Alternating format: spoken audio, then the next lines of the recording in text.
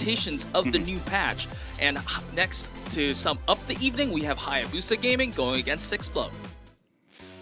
And we are going straight into the first matchup. We have Arise Project and their starting five. This is HRY and Y dot at the damage startup.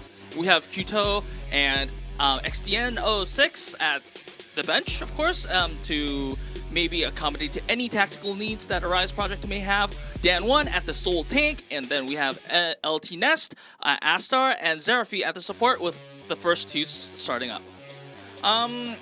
And then probably coming up next is going to be... Oh, never mind. Except, I'm sorry. I was about to say that I was about to introduce the Pandia roster, but I forgot we have to show the most preferred heroes of each player. So those are that.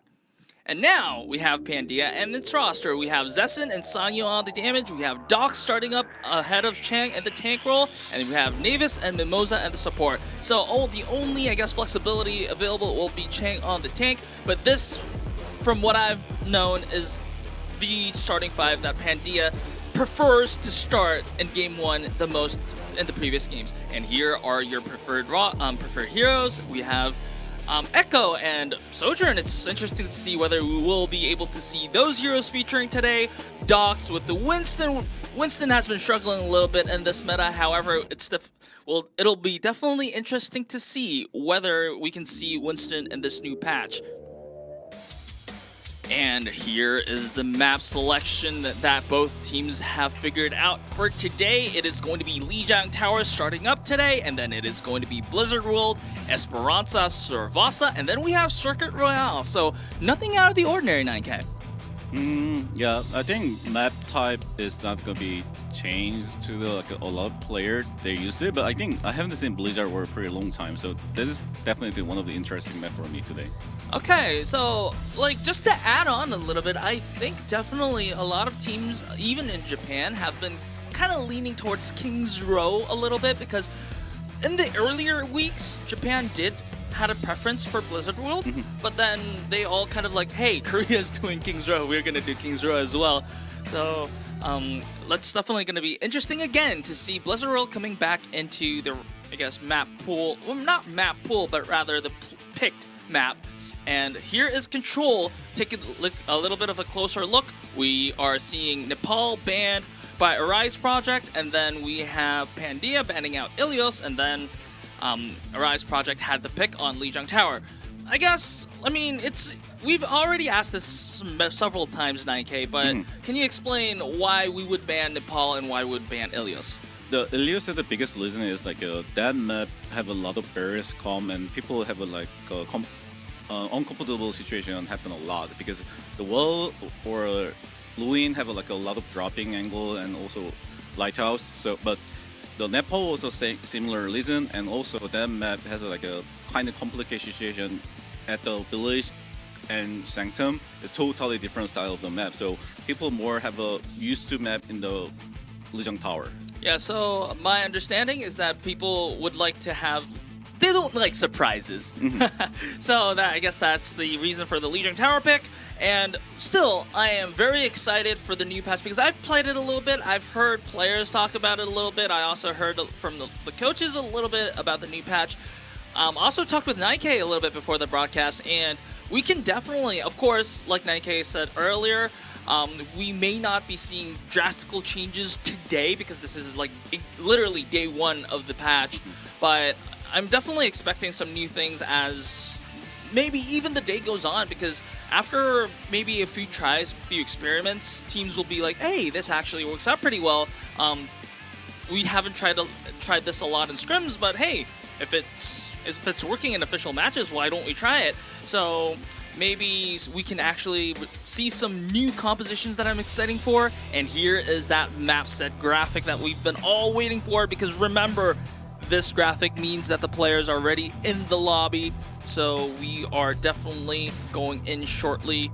Are we going in? Yes, we're going in shortly. So we'll definitely see what both teams have in store, because once again, every time a new patch drops, it's definitely very, very hyped for me, because I don't know what to expect from either team. So let's maybe they're taking a little bit of time to get into the lobby, but of course we'll be getting in very shortly.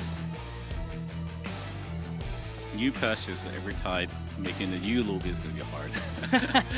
Alright, and I am hearing that we are finally ready to get into game, so ladies and gentlemen, Lijiang Tower.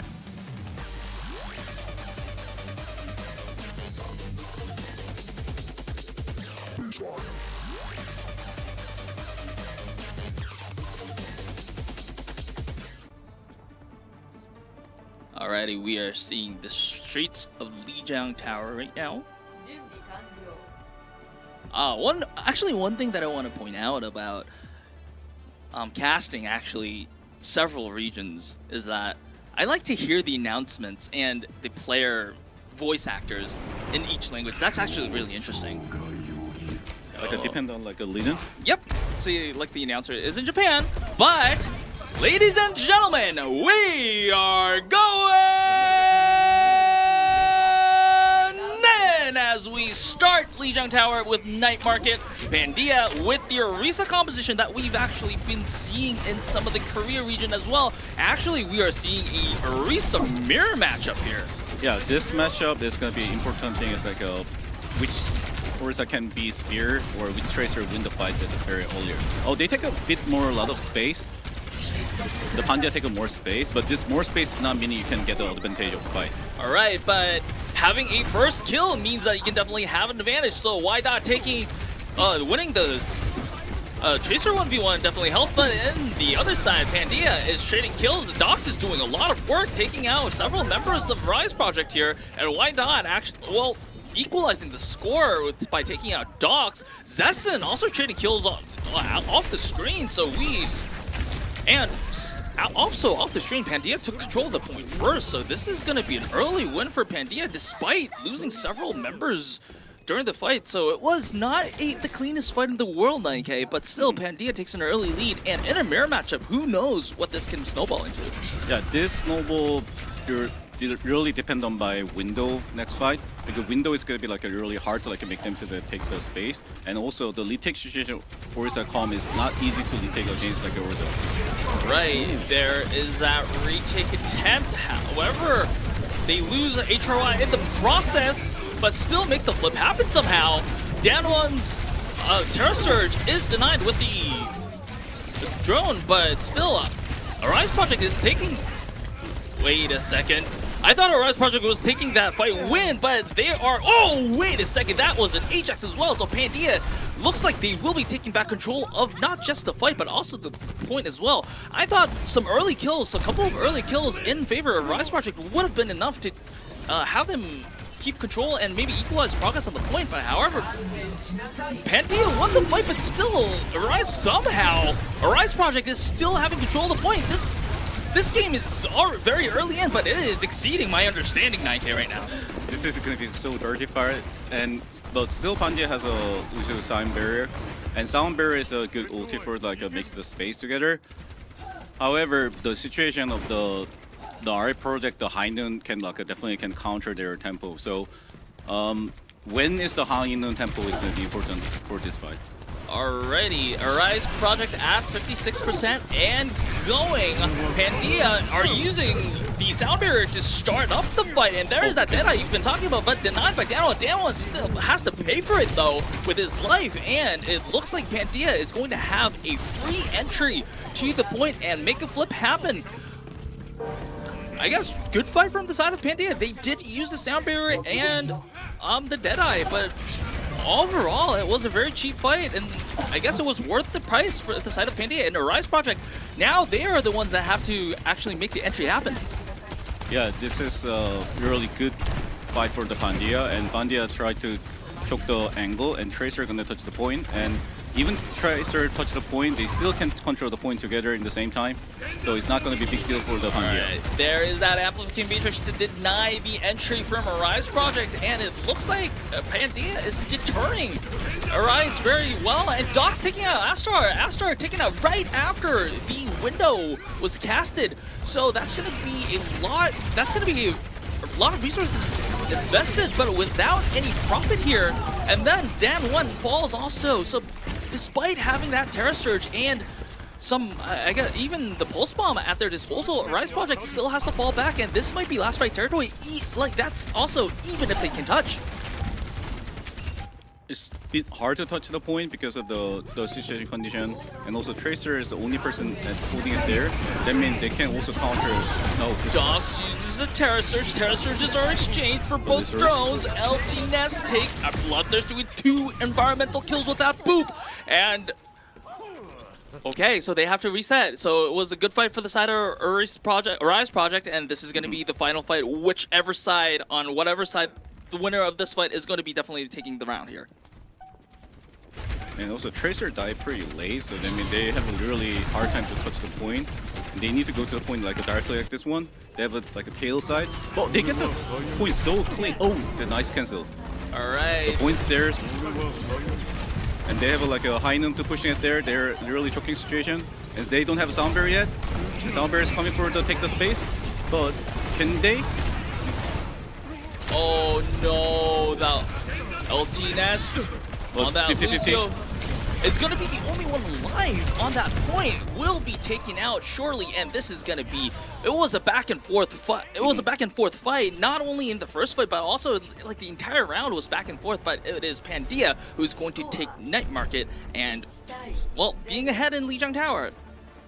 What an interesting set of fights. Yeah, I think the point about each other team need to be like considering how they're going to be managed about the Lucio sound barrier, because when each other have a sound barrier, which team have a just win. So that means they need to like make it manage about how to control the sound barrier. But beside that, I think each other have a similar level right now. I mean, it's not something team has a more advantage of the fight or have a more like a scenario of the game. Oh, are they? That was the fan predictions here, and Rise Project was leading immensely by 78%. However, Pandia disagrees with them by taking the first round, so credit to them.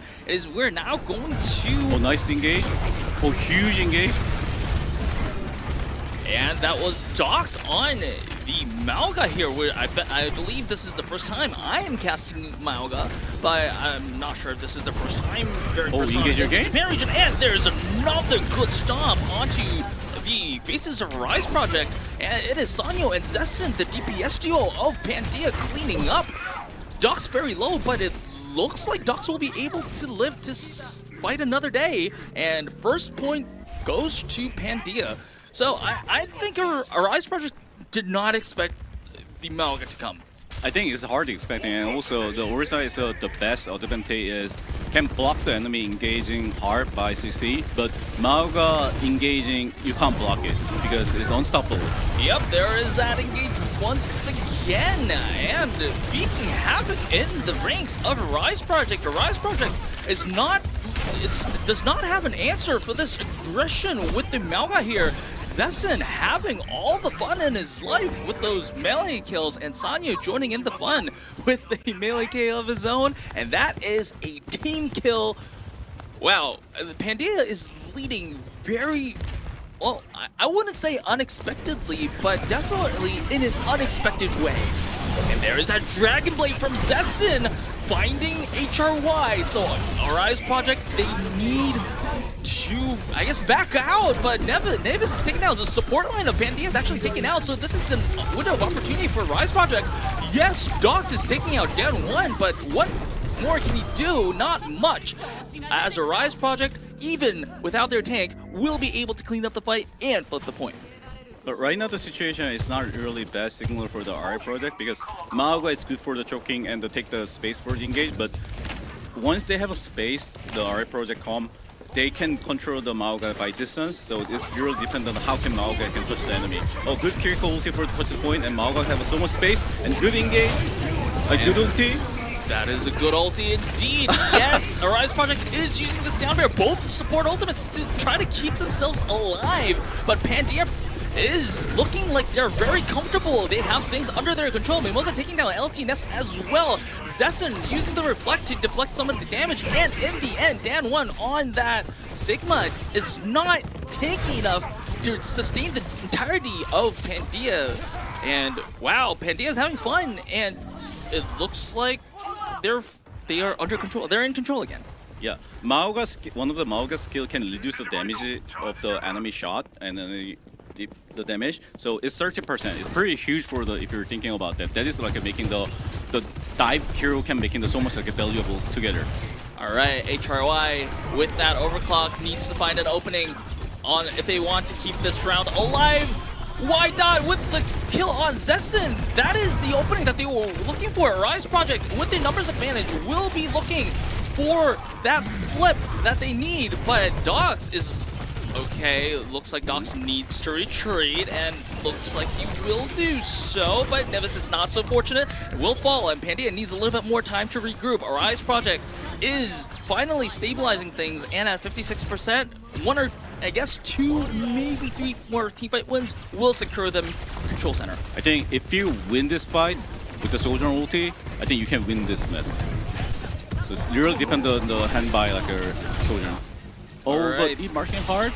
There was that Gravitic Flux taking down Sanyo, so early kill on the side of Rise Project. So HRI doesn't even need to use the overclock. This is so big, especially considering that it is going to be 80% and running. A Rise Project, on their final fight, they are going to use this overclock with great enthusiasm here. And also, if they force out the sound barrier by Soldier ulti, they don't have any option to make in the space, and that means this is going to be a huge advantage for the RA project. All right, 94%. Pandia had such a huge lead in the early stages of this round. However, they are at overtime. Mimosa falling down is not gonna be very helpful to Pandia's chances here. However, the Sooner Rush and Zessen's Dragon Blade is doing a lot of damage, taking down Dan 1. Not finding LT Nest here, and there is that Malga ultimate there. Will be able to clean up a Rise Project. And is there anyone to touch? Maybe HRY has to slide in and touch. Was not able to, and Pandia taking Lijiang Tower, and wow, 1-0 to Pandia. So we've been seeing a lot of action, but wow, I did not personally wake up today and expect the Malga to be on my screen today. How was the Malga today? I mean, I really love to see that hero, but only thing I want to be Malga when he using the E skill. I want to see how it's going to affect for the team, because I think it's a bit hard to realize it. But without that, I think Maoga engage tempo and Dox is doing the ultimate condition and a lot of disadvantage condition. They making so much like a clutch play. So I really like it. It's fun to watch it. Yeah, and definitely, I definitely think that the opposition did not expect Of course, they might have expected in theory that the Malga might be okay because they read the patch notes as well. However, knowing that in theory and actually going against that on an official match are two different things. So it was terrifying to see the Malga unstoppable, like jumping into the enemy ranks and just wreaking havoc and using that E skill, like you said, to for extra sustain, because it generates extra green health whenever they have a crit. So that's I guess this is something that Arise Project needs to consider coming into the next maps.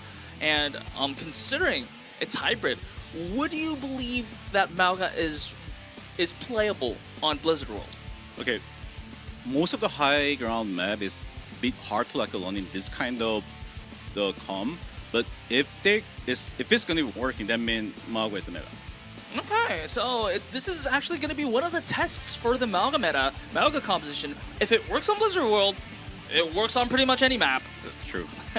So, as we did see in the map videos, we are going to Blizzard World, but we'll see if there are any tactical changes from either side, because either side, of course, our Pandia does have Chang at the tank to be substituted if needed. But, I mean, if they're going to play the Malga, why would they? And Arise Project do have some substitutions at the ready. Not sure if they're going to use them. Yeah, so looking at the graphics here, probably not. I don't expect any substitutions to happen. Looking at the map vetoes, Pandia banned out Hollywood, Arise Project banned out King's Row, and then Pandia was the one that picked Blizzard World. So, interesting, seeing, like, considering that Pandia was the one using Malga here. Yeah, but I think they're probably prefer different comet here, I guess. But if it's a Malga, it's gonna be really fun to watch. All right, definitely interesting to see. Maybe also remember, Dox is also capable of playing a lot of other things too. So true. we'll definitely see what that goes up to. And Blizzard World, here we go. The graphic is ready, meaning that the lobby is also ready. And I'm also kind of taking a sneak peek at the lobby, and they're actually loading into the screen. So it looks like unless there are any early game ping issues, we will be able to start very, very shortly. I am, again, very intrigued to see whether Malga is able to make Blizzard World, because, you know, guy with 2 guns in a amusement park, you don't see that often, right? So, but I am hearing that we are getting ready for Blizzard World indeed. So, ladies and gentlemen, Blizzard World.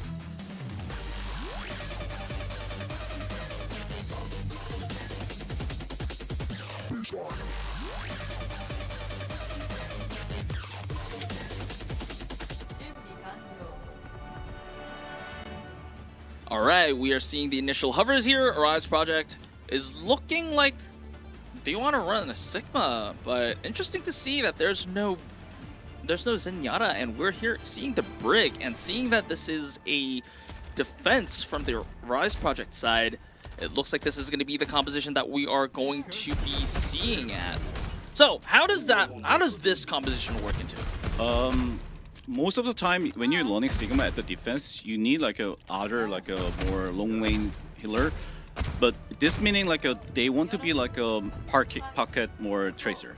Alrighty, but ladies and gentlemen, we are going in as Arise Project will be defending, and Pandia on the ball, interestingly, with the Zenyatta and the Baptiste.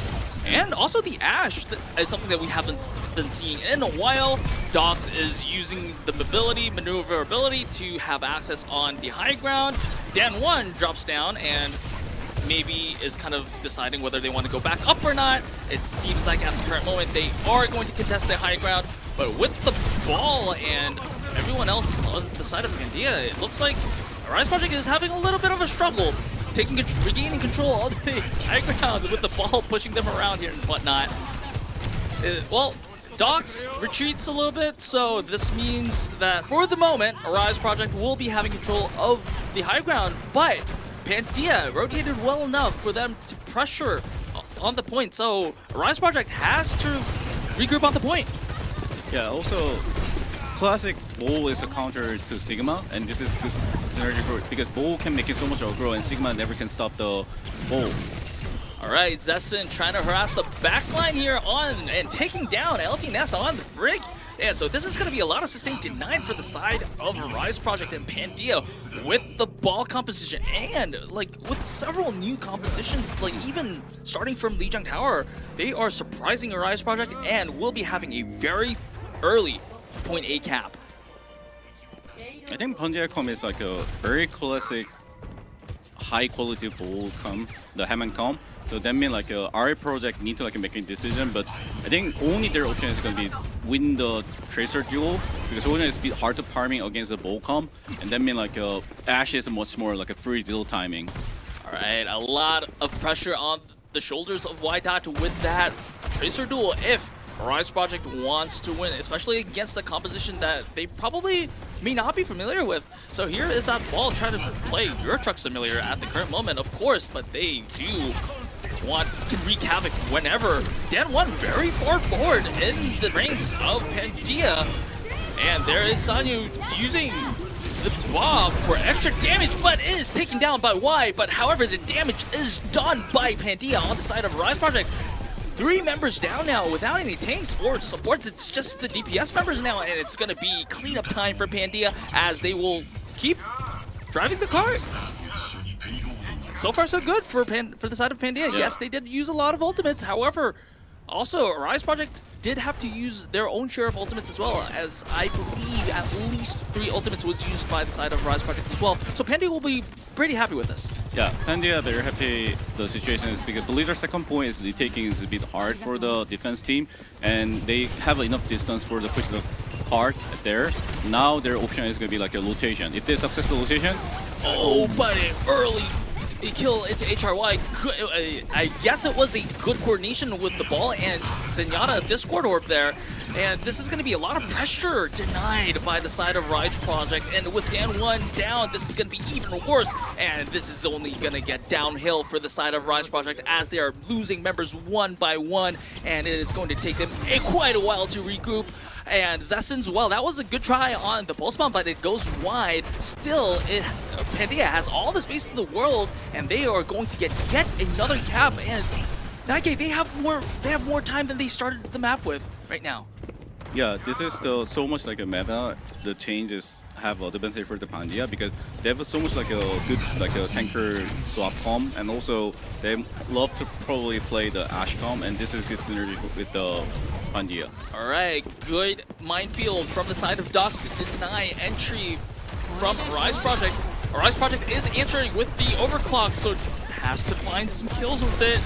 Sanyo somehow juking, but in the end, HRY, it took some time, but HRY in the end took down Sanyo, so Pandia maybe want to take a step back, and they're doing so. And also the third point, the Sigma Brick comp has a more advantage as a fight against Hammond comp and the Ash comp. Yeah, so they have it's not any more hard time for the RI project. All right, again, Arise Project, DPS Duo, and Astra joining in the fun as they are registering some kills here. Pandia now thinks that the ball has done its purpose. So they are moving to the Sigma, so it's going to be a Sigma mirror matchup. However, the support line is going to be a little bit different in the form of Zenyatta versus Brig. Arise Project has a lot of ultimates and is using the rally first for the aggression, and is working out as both Basanyo, Docs, and Mimosa taken down. So once again, Arise Project, they were looking a little bit sloppy on point A and point B, but on point C, their defense is looking like it's finally stabilizing. They finally look like they're waking up, and they are killing the time that Pandia has bought so much for their good offense on point A and point B. And also the Brig and Jen against like a Sigma comp, most of the people say Brig is better. Like Brig have so much like a potential power to like a control with the Sigma duel, and also Ash is not good with the Sigma fight. All right, once again, Rise Project is taking early advantages on the kill trades here, and Pandia still holding ground. That was a good accretion, and also Nevis took down White Dot, so this is going to be Pandia's advantage now. However, Dan1 uses the Gravitic Flux, but he didn't find anyone, but did enough damage for the rest of Rise Project to clean up, and once again, Pandia has to back out. Now, remember, 9K, I said that they had more time when they started this point C push, but now they have less than a minute and a half.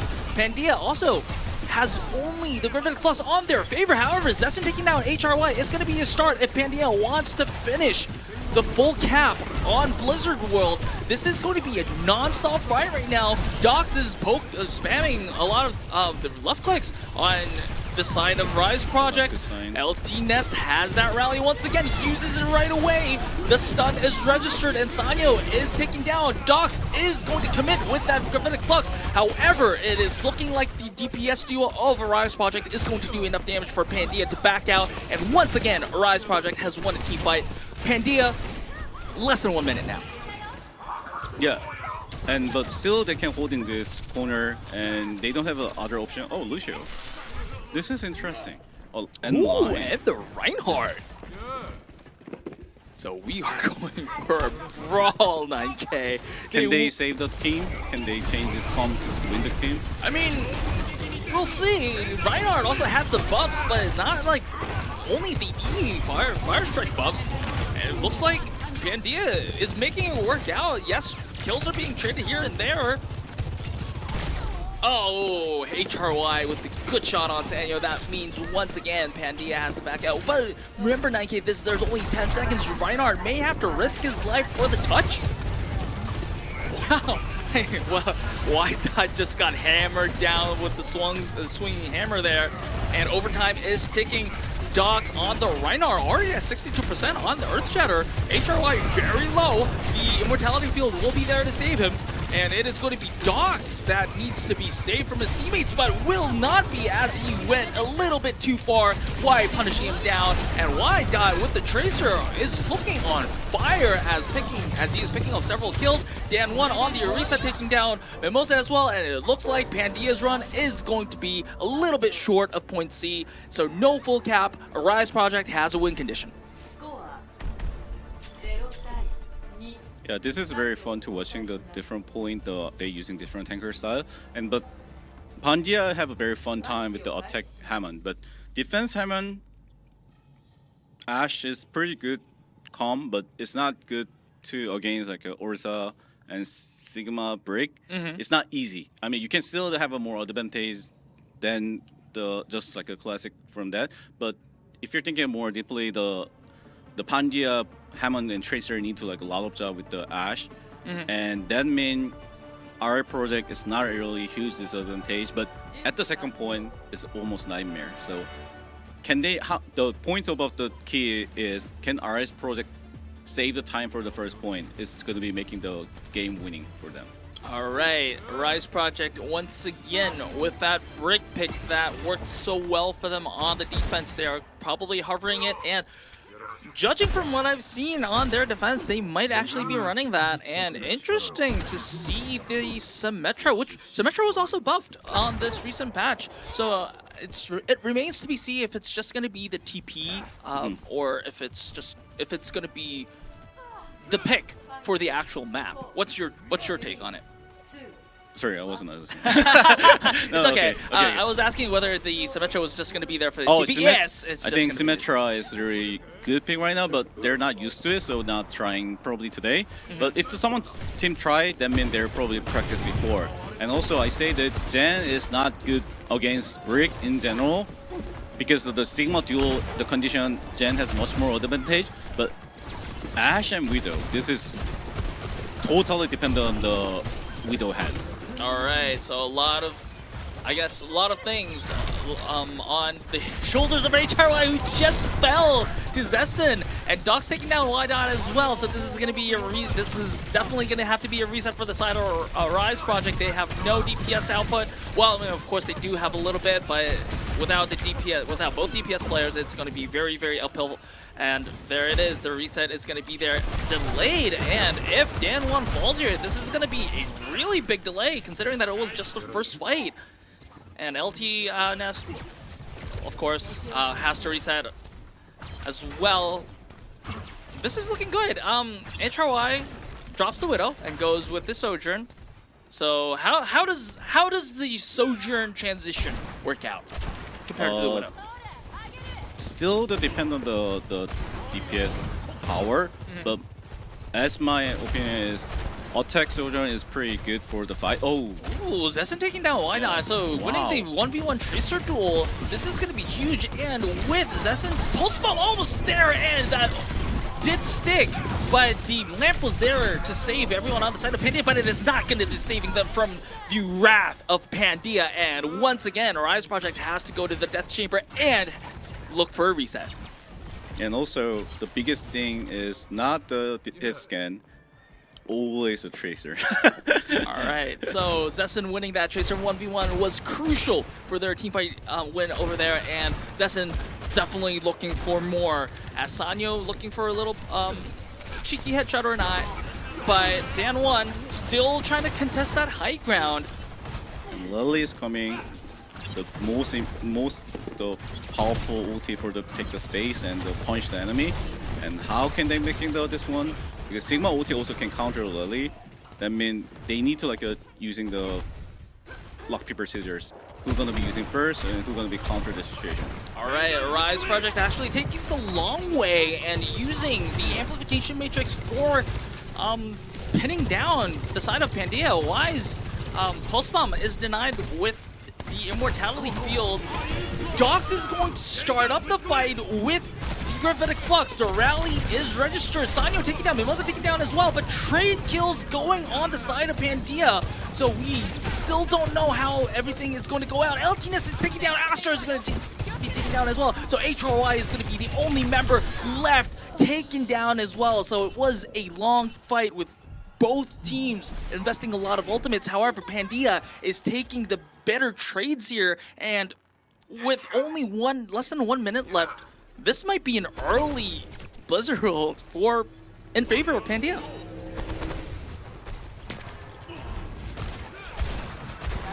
So now the Ashe has ulti, I mean, they have so much like a point control power, but they have only one take. Oh, yeah, that's a huge kill. Now it's their tempo. They're gonna need to like go fast. And there is that fast tempo with the overclock. Nevis uses their Transcendence for the sustain.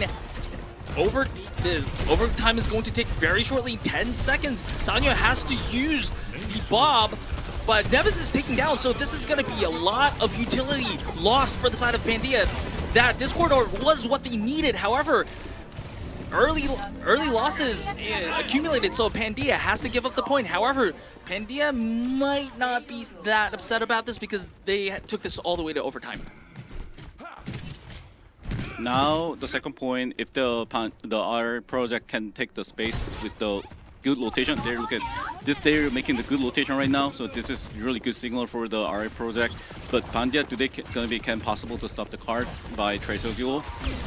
It is to be seen as the Rise project with more ultimates on their inventory compared to Pandia right now is looking for an opportunity to out-rotate their opponents.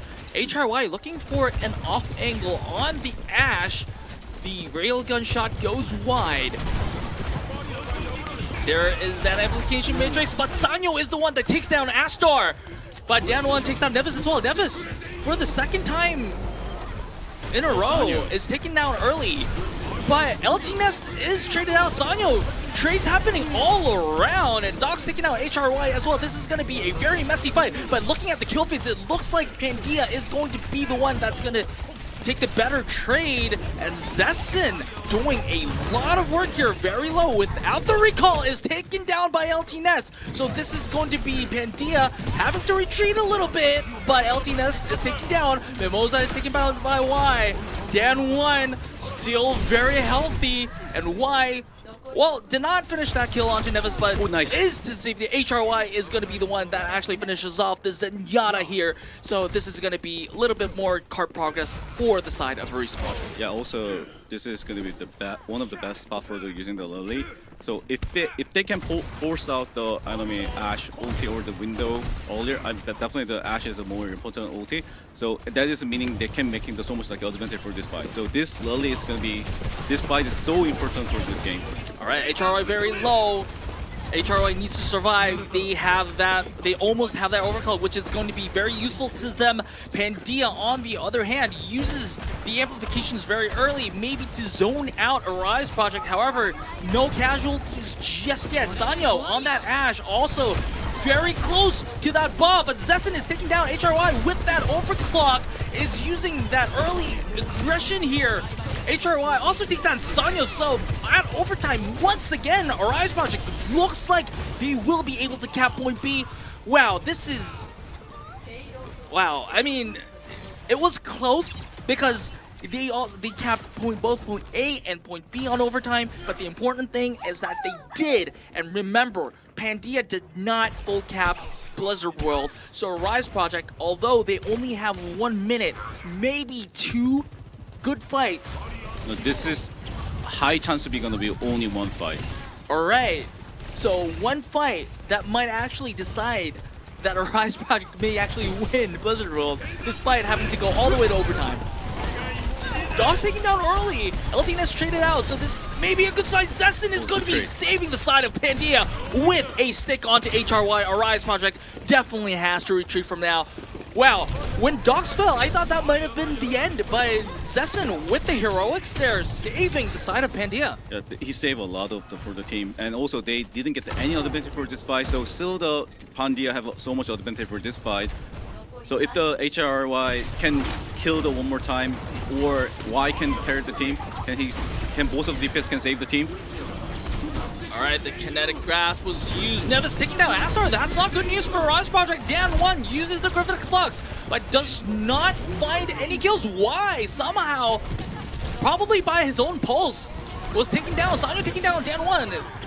Overtime is going to click soon, and alright, there's no one on the side of Rise Project to contest, and it is going to be, it was very close once again, but Pandia is the one that is going to take Blizzard World, and this is match point for Pandia. Wow, I did not know how that last fight was going to unfold until it happened, but what I want to say is that Zessen saved the necks of Pandia there, because before the last fight, remember when Docs got caught off there, I thought that was going to be the end of the fight and end of the map as well. It's going to have a high chance be if the Pandia didn't have a demo space and Jason didn't carry the situation, that means the Pandia almost like more than 60% they're going to be losing on map, but Jason carried the situation.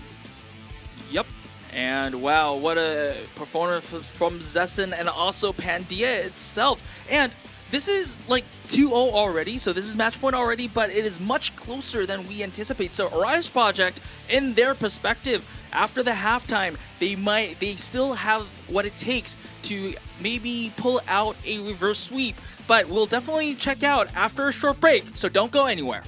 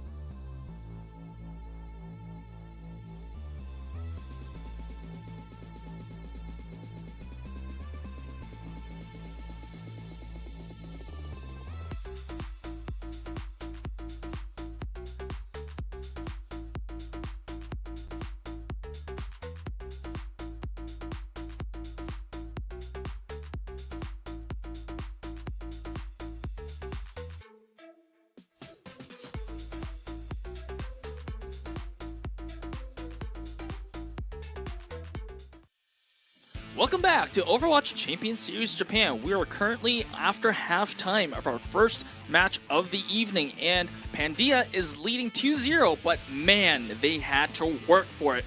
And I want to point out that this is actually a really important match coming into the entire, grand scheme of things, because Pandia is at 3-2 in total standings. They are currently ranked 5th, and Rise Project is 2-3, ranked 6th. So just to kind of give you a reminder or explanation of how the entire season works, after each team has played every team on the group round robin, the 9th team, the last team, is eliminated. And the 1st and 8th team, they are divided into 2 groups. The first, 2nd, 3rd, and 4th team are guaranteed into playoffs. Oh, I see. And so they fight for seeding. And the 5th, 6th, 7th, 8th team, they have to fight each other on a play-in format to determine 2 teams that will join the top 4 teams into the playoffs. So because this is the match between the 5th place and 6th place, whoever wins this has a really high chance of actually just challenging into the top 4. And being top 4 and not being top 4 can make actually a really big difference. So this match is really important, but we go to push, and it's going to be Esperanza. Pandia banned out New Queen Street, so it was a choice between Esperanza and Colosseo. So my question here, would we see the Mauga on Esperanza? How does Mauga fare in Esperanza? I have no idea. But I think Mauga looks like very good synergy with the Lucio Kiriko. That means Esperanza and in general push map, Lucio Kiriko is pretty good pick. That means still then they can possible to bring the Mauga tier. And also, Pandia looks like really love to be like an aggressive comp. That means it's a good chance that they can learn that here. Alrighty, so we had some words from 9K here, and I am hearing that the players are getting ready in the lobby. We're doing ready checks. The player coordinators are asking whether the players are ready or not on chat. The players are joking a little bit. I am making this up. I have no idea if they're joking or not, but yes, I do know that we are getting ready checks from the players themselves, and I'm looking at the loading screen right now, so we should be ready to get in soon. So usually what happens after the loading screen comes out is that both teams on both, all the players on both teams check for pings, and if they have any ping issues, they have to tell us whether they want to restart the lobby or not, but I'm hearing that there are no such issues, so ladies and gentlemen, I give you Esperanza.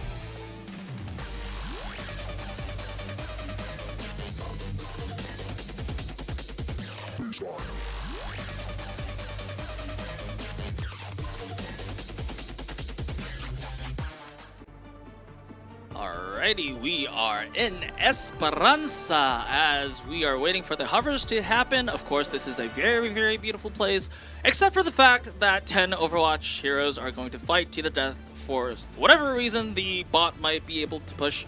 But Pandia looking like they might be playing the Mauga once again now, but this is going to be the Orisa. But ladies and gentlemen, we are going on Esperanza as we are going to see a Sigma versus the Orisa composition here. So in general, Sigma is better than Orisa if you have a very slow comp. But once you have each other Lucio comp, Orisa can making so much space and do the damage stacking, and Sigma doesn't have the power for the space control against the Orisa. So general, Pandia have a better comp. Alright, so Pandia won the initial comp gamble here as both teams are rotating for, I guess, a better position on the first fight. Danwon using that grasp to get a lot of extra health, but will be taken down as well. Zessen taking down Y Dot. So the 1v1 Tracer battle going on the side of Pandia. So Rise Project is losing a lot of control, and Pandia, with the efforts of Zessen and the crew, will be able to win the first fight. Now the biggest question is going to be whether they can win the second fight under the bridge. This was a pretty extended fight, so maybe they don't even have to have that second fight, but Rise Project, it is to be seen if they will be contesting that control, well, the crucial point under that bridge. However, it looks like Rise Project is taking things a little bit slow, and once again, Zessen is going to duel the 1v1 and is looking like it's very confident, but on the other hand, HRY is taking down Sanyo, but Zessen did indeed take down his Tracer counterpart after the recalls happened. And there is Nevis on that amplification matrix, just taking down the drones, and not a lot of... Well, there it is, Nevis taking down HRY down. Well, Rise Project taking the better trades there. Doc's taking down Dan1. Zessen is also trying to deny what I just said by taking down LT Nest. Zessen doing a lot of work here, especially like during the entire series and also here at Esperanza as well. Sanyo with this sliver of health takes down Y, and once again Pandia won the fight and is taking control of the push. Yeah, but they force out a lot of ulti right now, so next fight, can Pandia make it? Because Pandia have a really bad situation for making the fight winning condition. And also they have a high ground. This is good signal for the Pandia. If they're not just dropping, oh, they're dropping, they're gonna push. This is very hard decision. Yeah, but there's still, it's a 1v1 trade. HRY having a little bit more kills with that Deadeye as well. Zessen taking down Y once again, but HRY doing a lot of work on the side of Rise Project. Zessen takes down HRY. I don't know how Zessen does this 9K, but somehow, even despite Pandia taking bad fights, Zessen is somehow equalizing. And I don't know how this is going to end up snowballing, but I have full belief that if Zessen did not take the late kills later, that Rise Project would have a lot more mileage on the cart right now. True. I mean, if the Zessen didn't do the hard carry 2 times, then Rise Project has a much more advantage of the fight or situation. But right now, he carries so hard for the... Oh, signal ulti condition, pretty hard. And they're using the beat for taking the back for the Pandia. And this beat, this sound barrier is not really good. So it's not a really bad signal for the RA project. They can make the advantage of this fight. If someone not die, but But wait, Zessen is taken down. Zessen has been the spearhead for a lot of the fights for the side of Pandia, so losing Zessen is going to be a bad omen for the side of Pandia, and it looks like it is going to be the prophecy is fulfilled as Pandia, the rest of Pandia, joins Zessen in the respawn chamber. And yes, Mimosa does stall the payload the bot a little bit, but it is a Rise Project that is going to have a little bit more mileage on the bot. And now the question is going to be, will they be able to match the push progress on the side of Pandia? Pandia definitely would not want to give up the lead. And now Pandia has some ultimates of their own. Docs just rushing in, and Dan1 has to use the grasp to survive, but it looks like they might not be able to no any longer as a good Terra Surge on the side of Docs. And even, yes, Wise, Pulse Bomb did connect. Sanyo was, well, I mean, could have easily been saved with the roll anyways, but still, Nevis used the Immortality Field to save Sanyo, so no harm done. Pandia in control once again. Yes, the gap was a lot bigger than it was, but Pandia still has the lead and will be pushing. And maybe, I don't think there will be any contest on the cap. So, oh, there is going to be Y on the contest. So this is big. The big question is going to be, will Pandia be able to cap? Because remember, in a very close matchup like this, capping, whether you cap the checkpoint or not, is going to be the huge difference. And also, they're not dropping this time. It's making a good signal for the Pandia. So, because once the Pandia dropping, it's meaning they only need to try to be like a dirty fight. And they dropping again?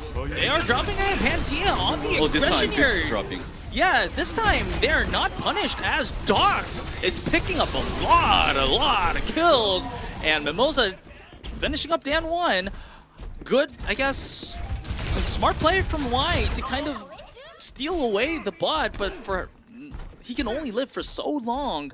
And Pandia, once again, this is a lot of aggression on the side of Pandia. Remember, like you said, Nike, we expected them to be on the high ground and use that terrain advantage to have a good fight, but they're just like rushing in with guns blazing and they're still winning. I think their tempo for dropping is really clean for here, but also the other reason is like Sigma is hard like blocking the diving.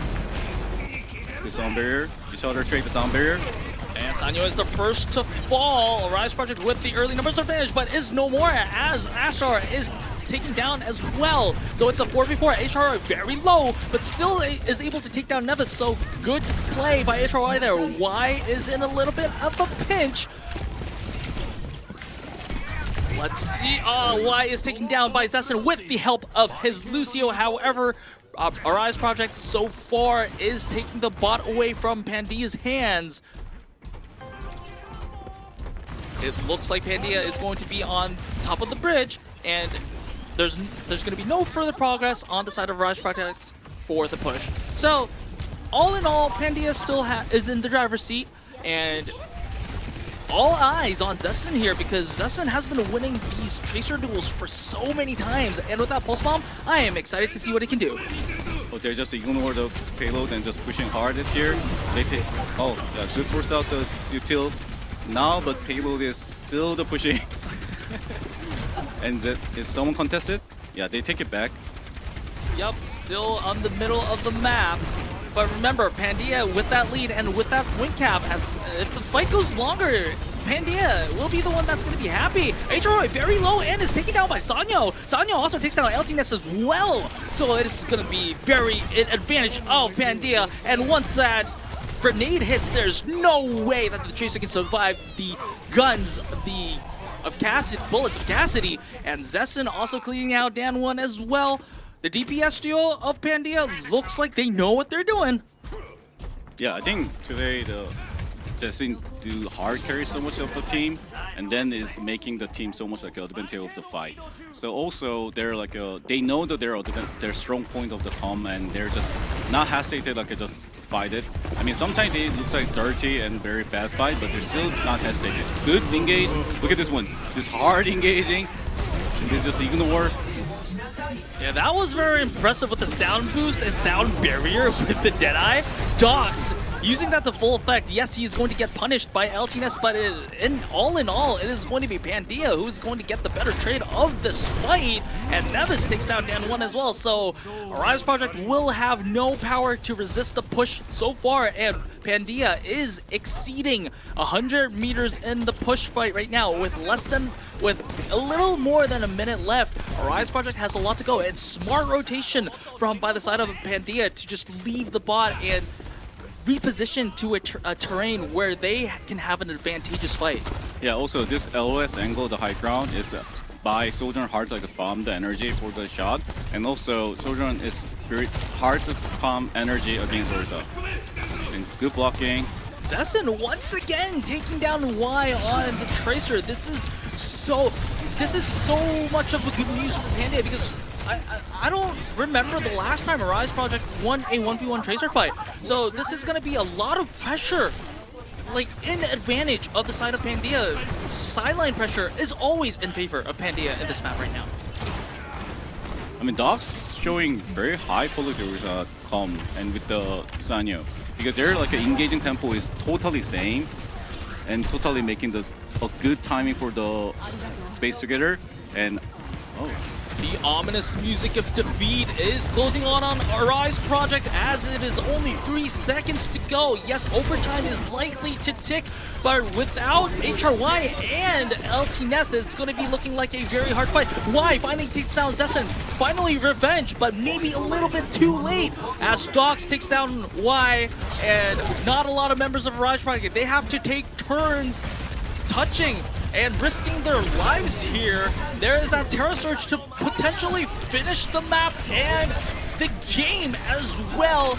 Yes, Nevis falls, but will it matter? The answer is no, as Pandia takes down Esperanza, and also the game itself. So a 3-0 Pandia sweep, and this is going to be a very important win for Pandia, as currently they are at 4-2 now with 5 map differentials, so they are right below Insomnia, and of course they do have to wait for Revati to play. However, they are now top 4 in the Japanese region. They are one step closer to that playoffs. So now they're in the top 4.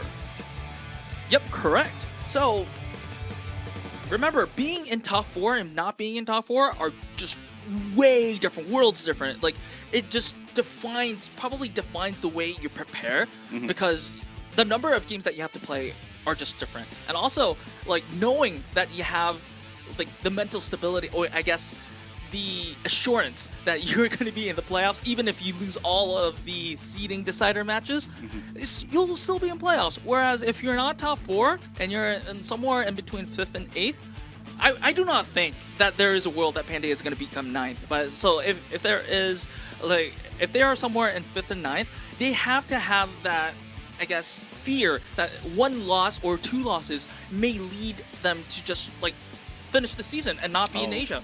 So that's a really big win for the side of Pandia, so props to them. Arise Project also, like, they are going to be in a very tight situation, not being, I guess, they're not guaranteed, they're not out of the contention yet, but this is going to be an uphill fight for them for the rest of the season. However, I am hearing that we are ready for the player of the match, so production, take it away.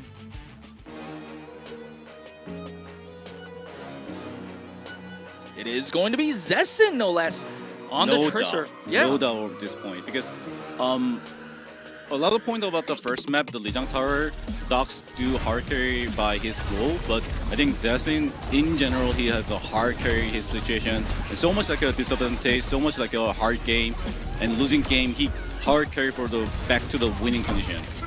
Yeah, so we saw a little bit of the Genji play on the Lijiang Tower. However, my, I guess, focus is on the Tracer play, because as far as my memory goes, for a very limited amount of, I guess, exceptions, Zessen always won the Tracer 1v1 against Y, and then that sideline presence, that sideline advantage that Zessen brought to Pandia was one of the reasons that, despite there being very close fights overall, that Pandia was able to win most of them in the end and just win all the maps.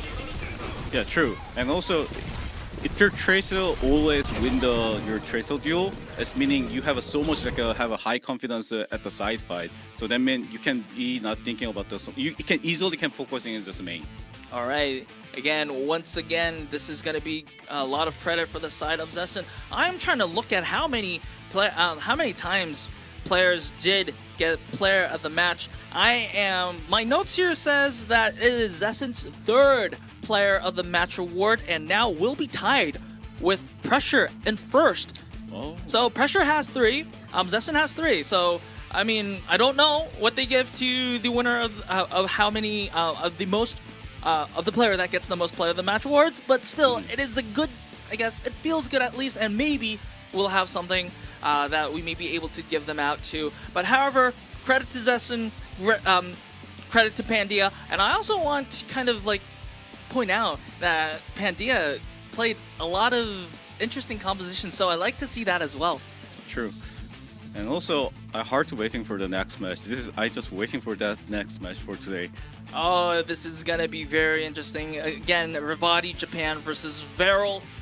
Remember, Revati Japan just got relegated to 5th place now because Pandia got that 4th win. So if Revati actually gets an upset win against Varrel, they might be taking their 4th place back. But we'll see if they are able to actually do that, because Varrel is not a team that is easily defeated. So, but we'll find out after a short break. So don't go anywhere.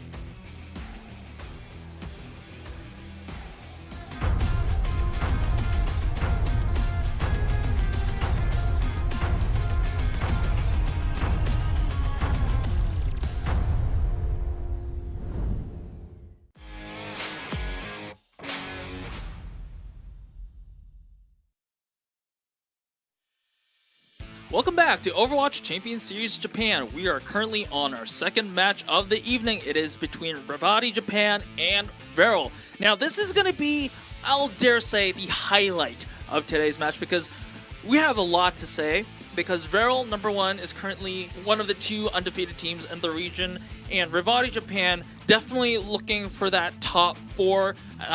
In case you have not been notified, top 4 gets automatic qualification to playoffs, whereas the 5th through 8th had to go into a separate play-ins in order to match the in order for a ticket to the playoffs. Currently, with Pandia in the previous match having won their match 3-0, currently Pandia is in 4th and Revati is in 5th, so this is going to be a very important match for the side of Revati Japan, and of course Varrel, if they want not just to have dominance over the Japanese region, but in order to keep that confidence flowing when they want to go against the top teams in Korea, against Korean teams and also Pacific teams, they want to keep as high confidence as possible, and it starts with winning every single match in the Japanese region.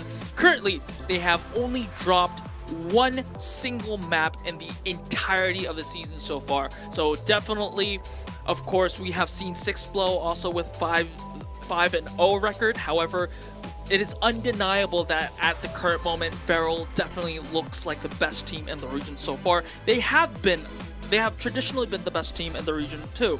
Because this team has been Team Japan in the Overwatch World Cup. This team is representing their country. So a lot of high expectations for this roster. And now we can go see the rosters for today.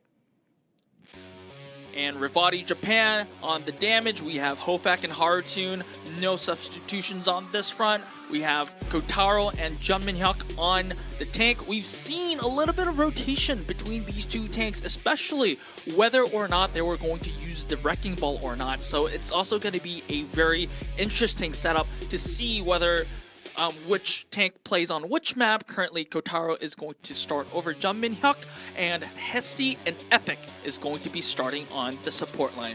How do you rate this roster, Nightcat? If I just only can talk about the yesterday match, the individual player just so much like making the clutch play, and because Hofag and the Haochun and Kotaro, and even the Hesi and Epic so much clutch play yesterday. So that was like epic moment for me. And I think each other, like if they can bring that mechanic and that tempo today, maybe they have a good chance to win today. Alrighty, that was Revati Japan, ladies and gentlemen, and we are going to see Varrel next. This is going to be the starting 5 for Varrel. We have Nico and Kuki on the damage, and we have KSG starting ahead of Plankton on the tank. We have not seen Plankton play yet. He is the Sigma specialist on this team. He has also been playing in previous seasons and also on the Overwatch World Cup. So maybe he's on the lab cooking something, maybe some new heroes or something like that. We'll maybe see him later on in the season, or maybe even today. But on the support, we have Cloud and Mint, always as reliable on the Japanese region. My question would be, what do they have in store for today's patch? They have been playing yesterday on a different patch. Symmetra?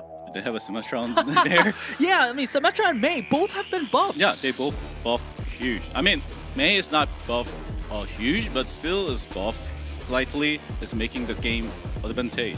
So I think if the Nico bring the Symmetra with the high quality comp and high sense, I think Symmetra might be the day today.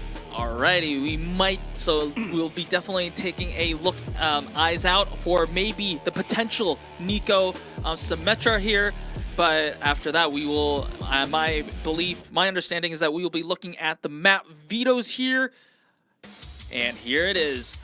So we're going, no surprise, we're going to have Lijiang Tower, Kings Row, Esperanza, New Junk City, Circuit Royale. At this point, I'm disappointed now. Like, Nepal, Ilios, come on, Varrel. I mean, well, okay, Revati picked Lijiang, so sorry for that, Varrel, but I do still want to see a little bit of Ilios. We have never seen Ilios in the Japanese region so far, as far as my knowledge goes. So, it's gonna be, all the maps are just like favored maps in the entire region. So What do you have? Any comments for the map selection? Not really. I mean, everyone doing the same map and almost like a same knowledge of the game for there. So if someone brings something different, it's gonna be like a surprise point. But right now, I think it's not gonna be like a really different as yesterday or today.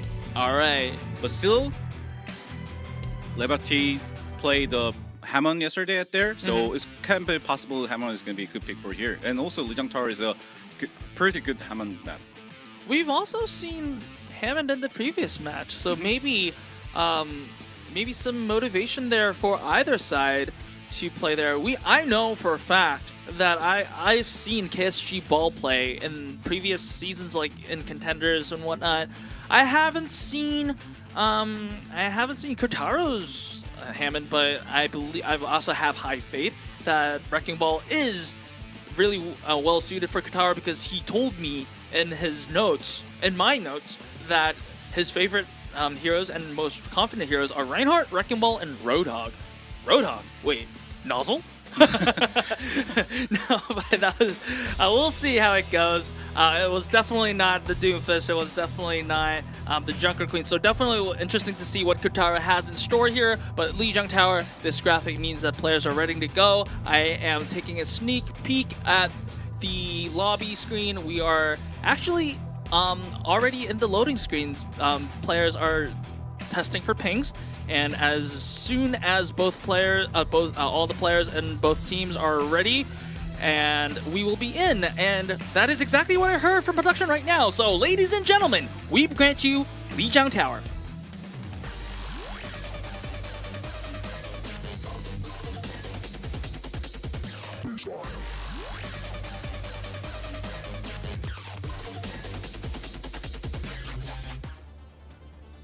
Ooh, I have not seen that sign before. Oh wait, is that the sign where in that custom game you practice the Ana sleep darts? Yeah, it's in front of that. Maybe, I'm not really sure, but well, interesting sign. Maybe that's a beverage, but we'll see. But ladies and gentlemen, we are going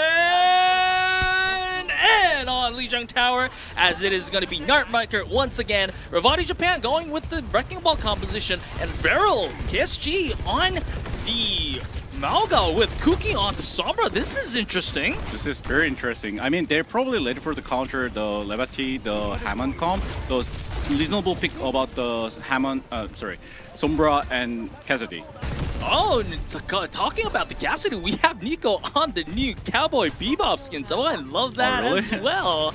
And I believe KSG is also on that Cowboy Bebop skin, if I'm not mistaken, of course. However, enough about the skins. KSG is at half health, needs to be healed up. Kotaro is hacked. So remember this. I think this Sombra pick may have been a specific counter to the Kotaro ball, so they may have been anticipating the ball pick here.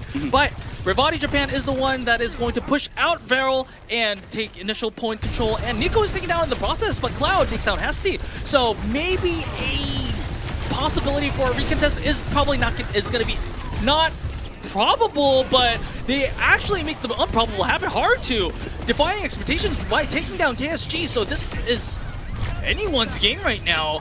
I thought Revati Japan was definitely going to be ahead for this fight, but with the few, I think it was Cloud who took that double kill on the DPS lineup, and then Varrel makes the flip happen.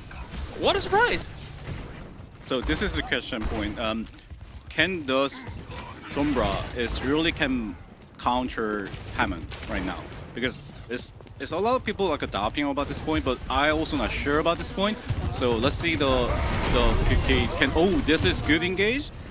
Yeah, that is a good engage. So Revati Japan actually has to walk away from their own Kitsune Rush. However, KSG is punished by KSG, and Nico does take down two members of the side of Revati Japan. So, but health bar is very low all around the side of Varrel, and Nico, despite having that Deadeye ready, well, casting that Deadeye, has to be taken down. So it is yet another flip for the side of Revati Japan. And, well, this is a pretty back and forth, considering that Varrel is supposed to be favorites for this matchup.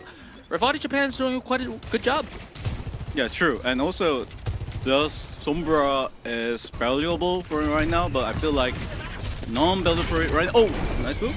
Oh, KSG is falling out of existence, but it is going to be hacked. Maybe Kotaro is going to be punished for his sins, but it is not going to be the case, not today. But Hofak takes down Mint, so yet another win for the side of Revati Japan. Varrel, despite having a few ultimates, especially with that big EMP and that sound barrier, does have to wait for another engage. But Nico taking down Kotaro means that Varrel has a window of opportunity, and maybe they don't even need to use any of those big ultimates. That pulse bomb from Harutoon goes wide, so no damage done to Varrel. Cloud taken down to half health, but does not look like he is in grave danger. So Varrel in defensive positions right now. Key ultimates online for the side of Varrel. Definitely going to be a difficult fight for the side of Revati Japan.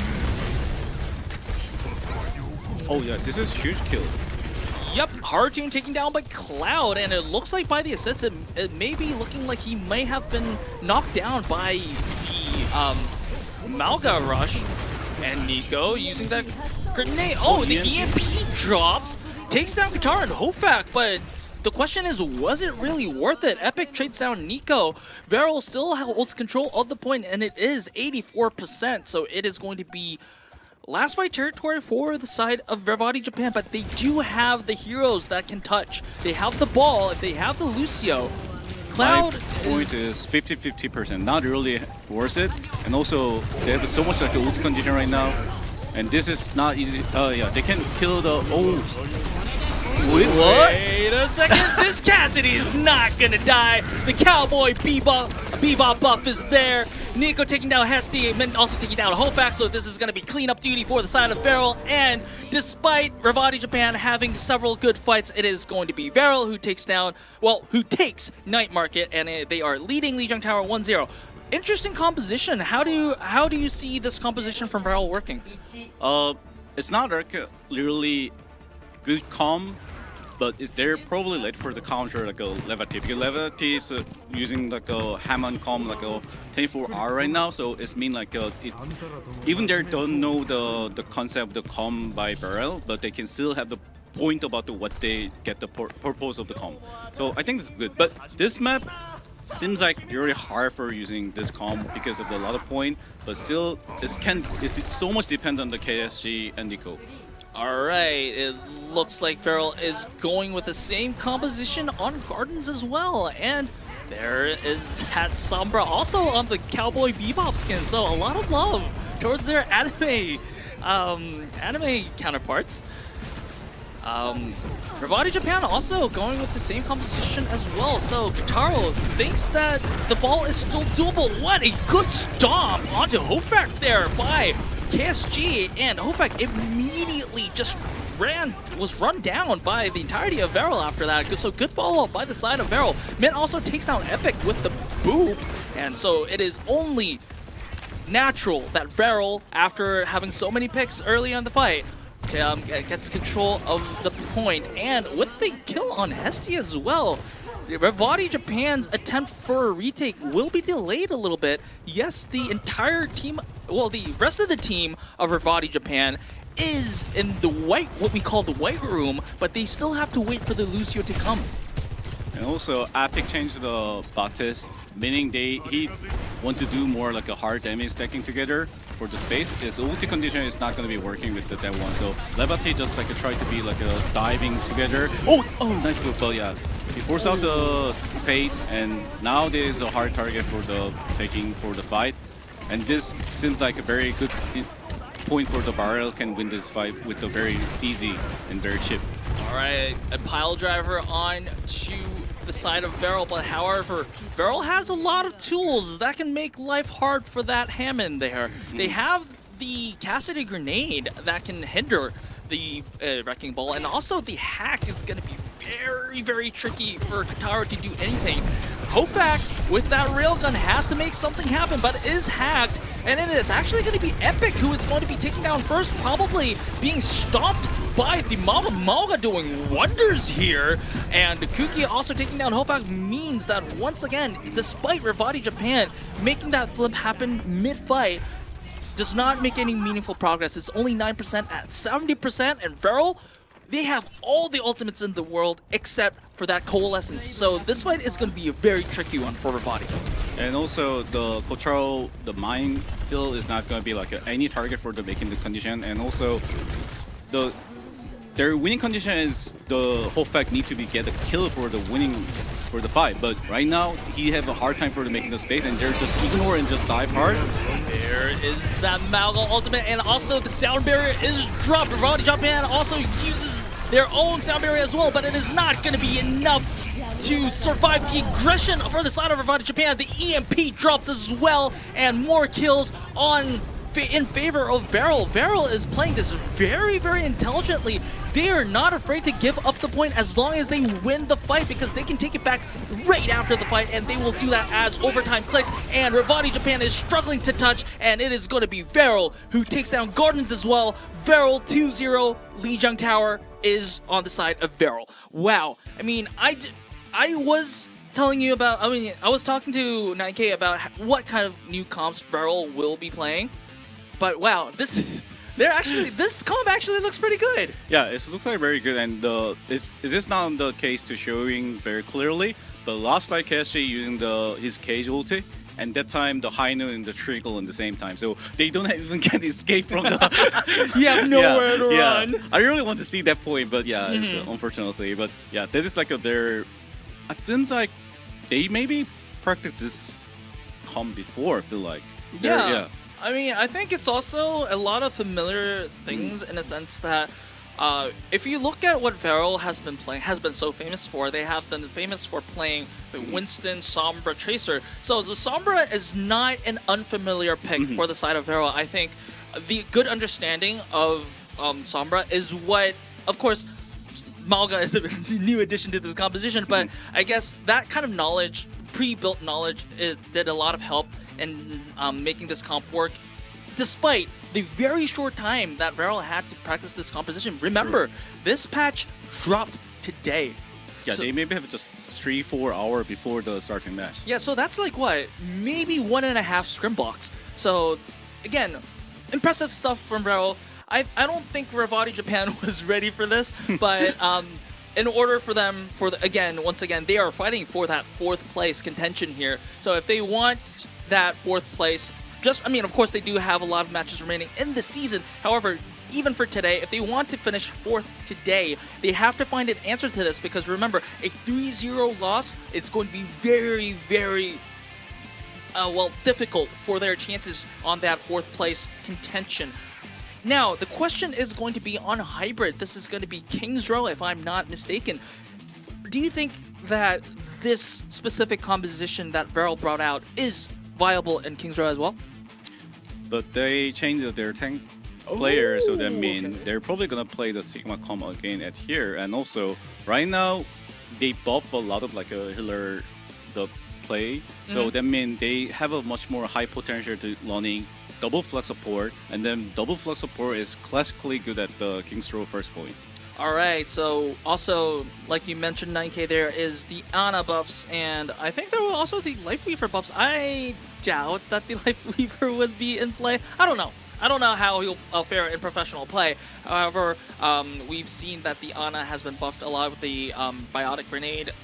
Heal and damage was buffed from 60 to 90, so maybe we might see the Ana feature here, but we are going to be on King's Row. It was Varrel's pick, so definitely interesting to see what Varrel will be playing in King's Row as well.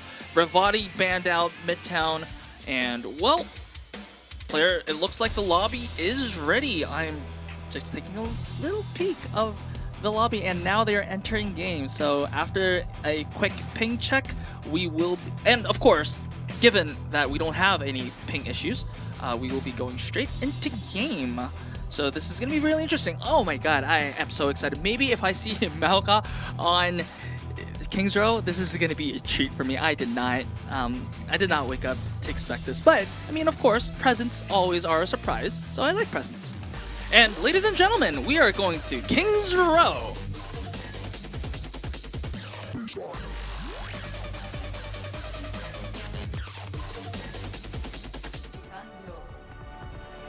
All right, we are seeing the. Wait, what?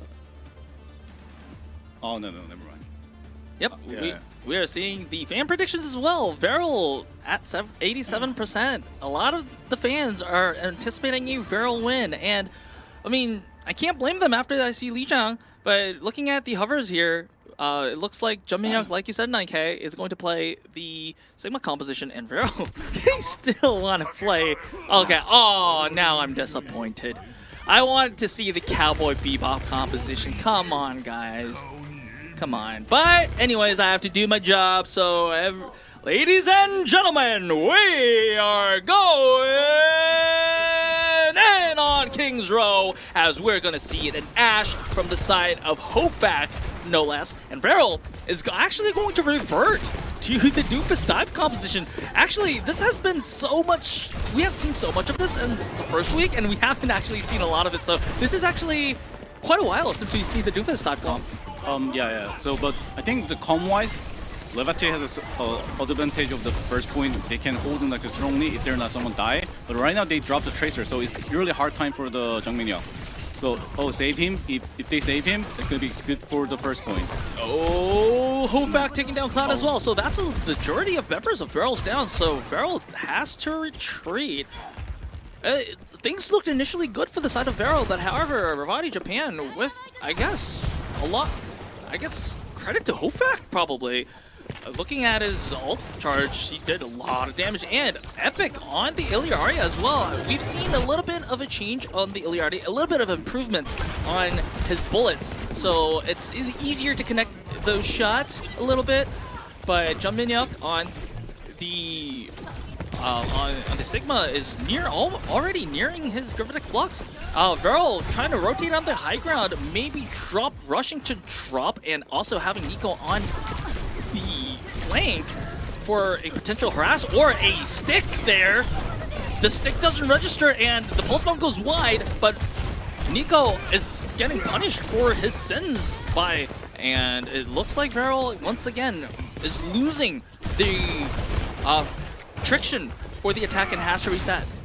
So normally, if you have a high ground advantage, that is really huge advantage for the winning condition. But once the Revati come is really have a point control power with a lot of option. But that means it's not have that much like a disadvantage from even the bar have a high ground.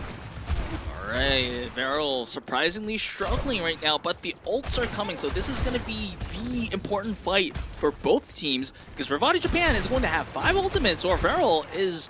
But if you don't have a sound barrier, it's not really easy to like a barrier can trade the game.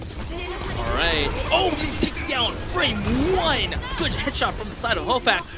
Varrel is still going to commit with the Kitsune Rush, however, no further casualties on either side so far, so maybe Mint will be able to come back in time. Hartoon is trying to chip out as much HP from the Doofus as possible. Kuki is going to duplicate into the Ashe, and whoa! Kuki and Nico doing a lot of work for the side of Varrel, and despite losing Mint early on and not having that sound barrier, they still somehow, by the efforts of their DPS duo, made this happen, and they're going to cap point A. I don't think there's going to be a contest here. It's pretty good defense, but once Doomfist Com has a second point has so much like advantage for the Varrel Com, and also they changed the Genji. That means this is not sure because it's not really easy to Genji can do something. Oh yeah, ooh, good kill onto Hartoon. They're marking Tracer so well. It's not even Nico. Yeah. Nico is on the back line, and still, Hartoon is not having life easy in the easy mode. He's having life hard mode because this KSG Doofus is like almost stalking him all around, and Nico already approaching the pulse bomb, looking for another assassination. Jung Min-hyuk with that Gravitic Flux will want to stabilize things, but Varrel has the sound barrier, so maybe that's going to be the counter to the Gravitic Flux so far. Currently, it is a little bit of a stalemate as both teams are looking to find positioning. Pretty good. That was a good Gravitic Flux. The sound barrier did not register, but Nico and Cloud is taking down Heste and Hartoon. So actually, the momentum is on the side of Varrel, and Varrel knows this. Cloud is going to use the Kitsune Rush for the opener, and yes, the accretion hits KSG, but it will not matter as Jumpmanyak will fall as well, and Epic falls as well. So, wow. Yes, I agree that it was a very good Gravitic Flux, but there was no follow-up, and Varrel actually had the better trade. Yeah, and also right now the Ashe is a very hard pick for the do the something special compared than first point, because second point angle is so tiny and narrow for the making the Ashe can do something. And remember, Mint is going to finally use that sound barrier, so this is going to be, once again, a fight on Varrel's terms.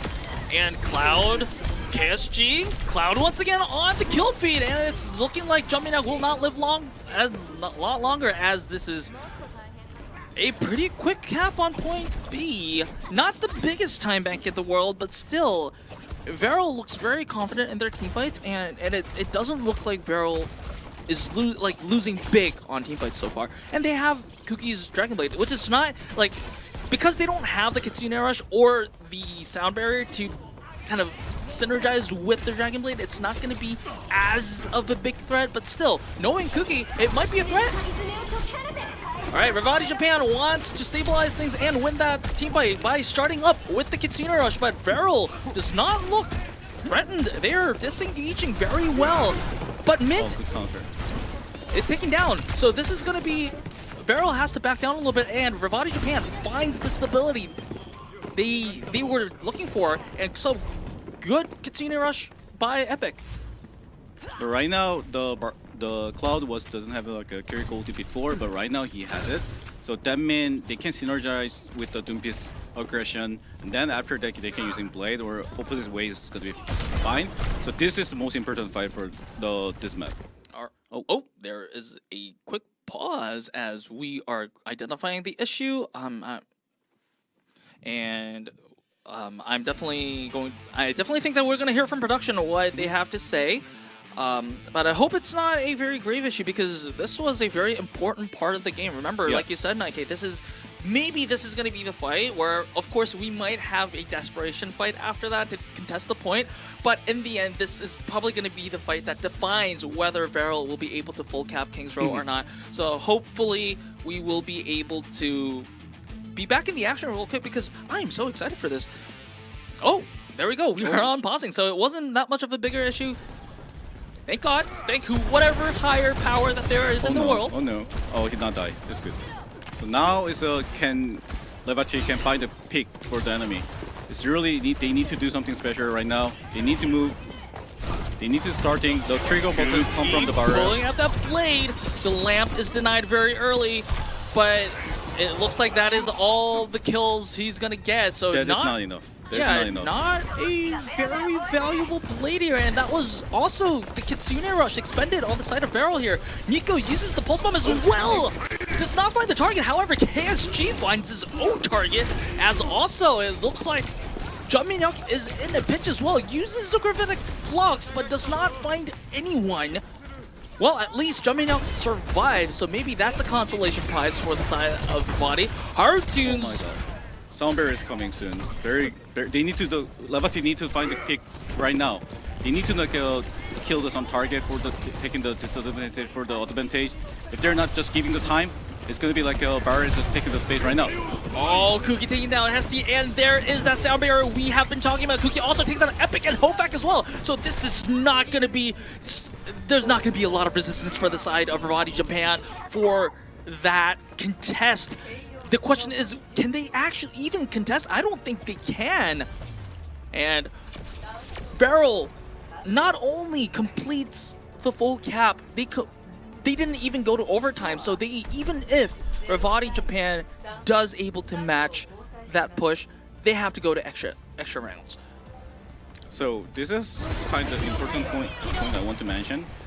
So even you have a damage stacking like a Sigma with the Ashe and Tracer, time is not your side when once the snowball is starting, because almost every single ulti dive comp is better than the poking comp, because poking comp meaning is you need to get a kill without the ulti is really important.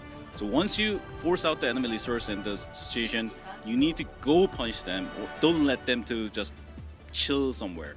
All right. So I think Revati Japan also knows this because they are going... I mean, of course, this is the attack. Hofak on the Widowmaker mid also always swap back to something more stable, maybe something like the Sojourn or the Ashe themselves. But Varrel, on the other hand, looks like they're going to run the Pokecom themselves with the Sigma and the Ashe Echo. This is really high-risk comp because Batis Kiriko is pretty good to side control and like do something like that. But always a Batis Kiriko, once they force out the situation, so much like a dangerous situation can covering. So then in that time, Sigma get so much like isolate. So let's see, do they can be high quality with this comp? All right, we are going to definitely see how this goes on as both Sigmas are looking for spam damage a little bit, but nothing serious yet. The entirety of Varrel, the entire team of Varrel has poke and pick potential here. So Revati Japan has to be careful. Hofak on the Cassidy. So, and Nico on that Ashe on the Cowboy Bebop skin as well. Jumping was very low as well. KSG was very low as well. So both Sigma's a little bit pressured a little bit, so Varrel has to give a little bit of ground, but they do not concede a tick. So it is not such a big concern for the side of Varrel. Hofak looking for some headshot kills. Pushes Nico out of that corridor. Kuki also looking for a few headshots.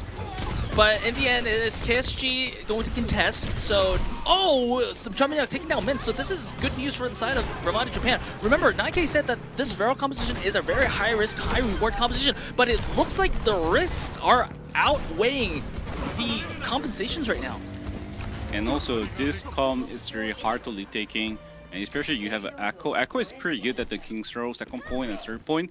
But the meaning about that is someone need to play together. Right now, the Varrel comp seems like too greedy to making the winning condition. And Cassidy can making so much like an easy damage stacking to the enemy comp, and Ashe doesn't have an angle for the fight, so this meaning Varrel is very dangerous situation. All right, it is to be seen if the, I guess, somewhat greed or overconfidence from the side of Varrel will be punished or not. Revati Japan is progressing the payload onto that bookstore over there. No big fights as of yet, but we have big ultimates coming, so this is probably going to be the corner where the fights is going to happen. Remember, Pokecoms, like 9K said, is all about making picks before the ultimates happen. So, but Varrel is using the Kitsune Rush first, so they are pushing out Revati Japan, but Revati Japan will be pretty happy with this. They are disengaging, so they're just trading the amplification matrix with the Kitsune Rush, and there is the ults all over the place. Varrel using both the Bob and the duplicate, and also the Gravitic Flux here, finding Jumpman Hyuk. Epic has used the Kitsune Rush, but in the end, it is a team kill for Varrel, but they had to pay for it. They used a lot of the ultimates, and Revati Japan swapping compositions. Wow, swap to Lucio. This might be good idea for the swapping because the Varrel, the situation is very hard to do something farm system and the damage taking.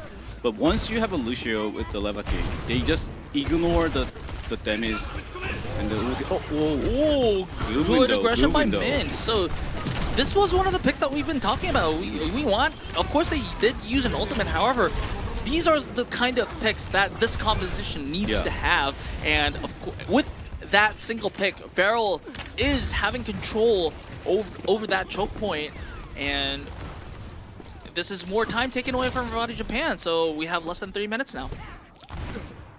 Can they making the space right now? They'll keep going.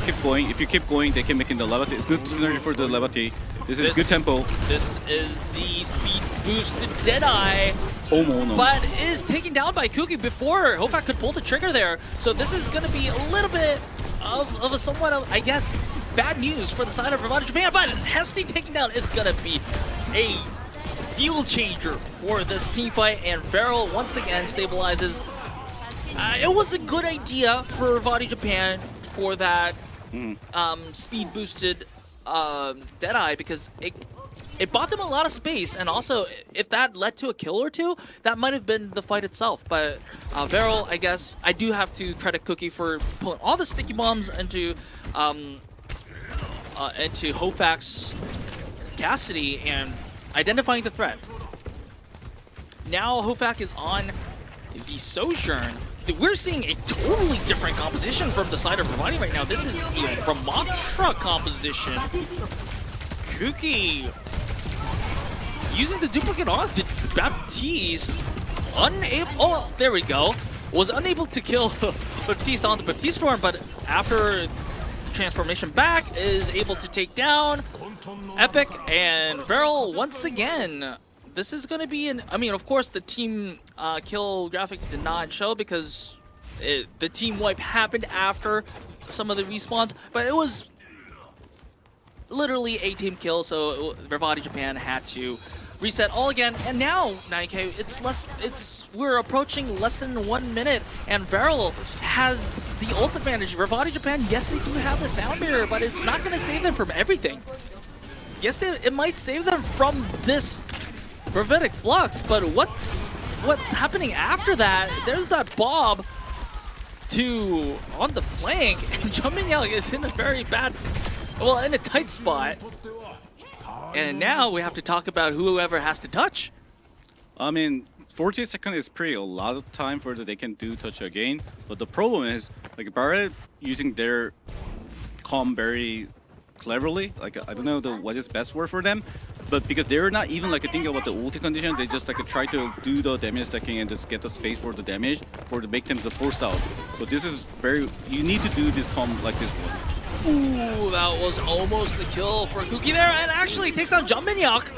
So this is going to be really big because Jumping almost had that annihilation, which was going to be big and good stuff from Cookie to take down Hofak as well. Oh my goodness, Cookie is on fire and is probably going to deny the entirety of Revati Japan. And King's Row goes in favor of Varrel, so 2-0. Varrel is assuming dominance in this series, and they are showing why they are being touted as the best team in the region so far. I mean, even the patch changed a lot, and they're just like adapting about what is their strong point and what is they can bring and the page for the winning condition. And Cookie, the Echo is really good at the second point, and he's showing about he even don't need like an ulti condition for the winning. And once the Varrel have a very hard time, they're using the full ulti for to just get the point back, and then they making the snowball for the fight.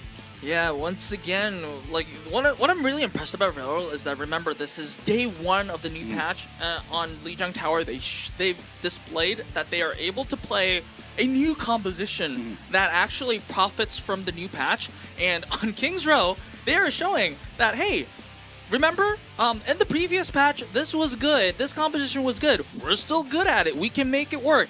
So on the side of Revati Japan right now, they're gonna have a lot of complicated thoughts right now, because they have to.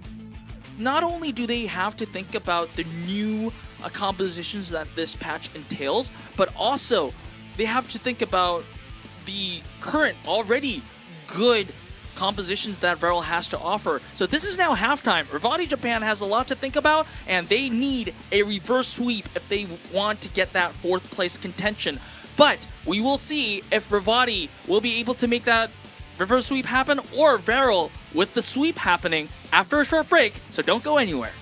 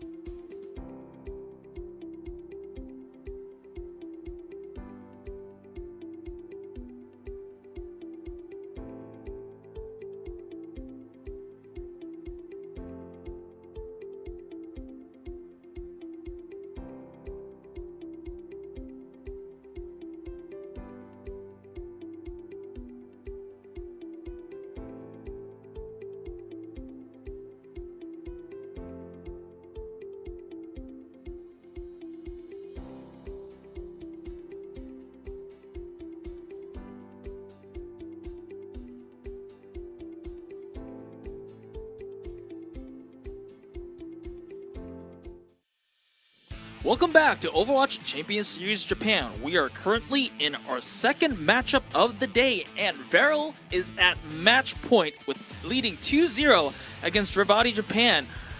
Varrel, once again, it has to be stated that they are being very impressive with both new and old compositions, and one with this new third map coming up, I have no idea whether they're going to opt to play with the new composition spearheaded by the Mauga, or whether they will be playing the old and good. I mean, it's kind of weird to say old considering that it's like 2 weeks old, but the Doomfist Dive composition was also very, very impressive for the side of Varrel as well. Revati Japan, yes, they had some good ideas. They also had some good fights as well, but in the end, the small details made the difference.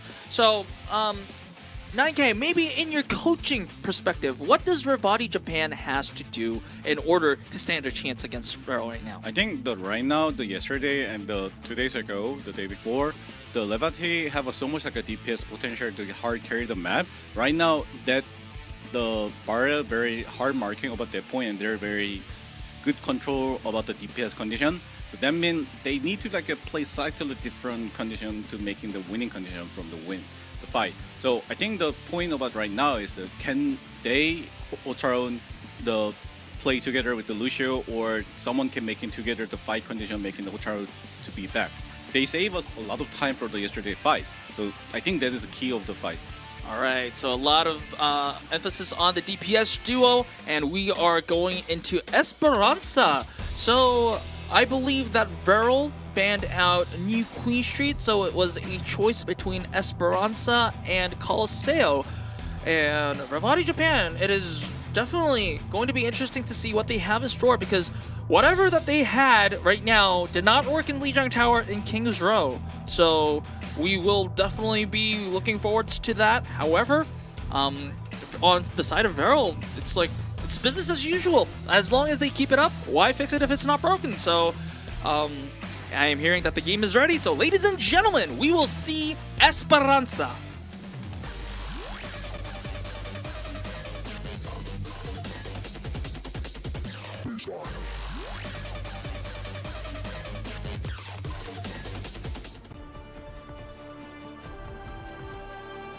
Alrighty, we are getting ready into the game, and looking at the hovers here, we are seeing some interesting matchups. Of course, this is not final yet, but Revati Japan is hovering the Ramatra, whereas Varrel is, I think they're expecting the ball, but before all that, No, Jungmin play right now is being.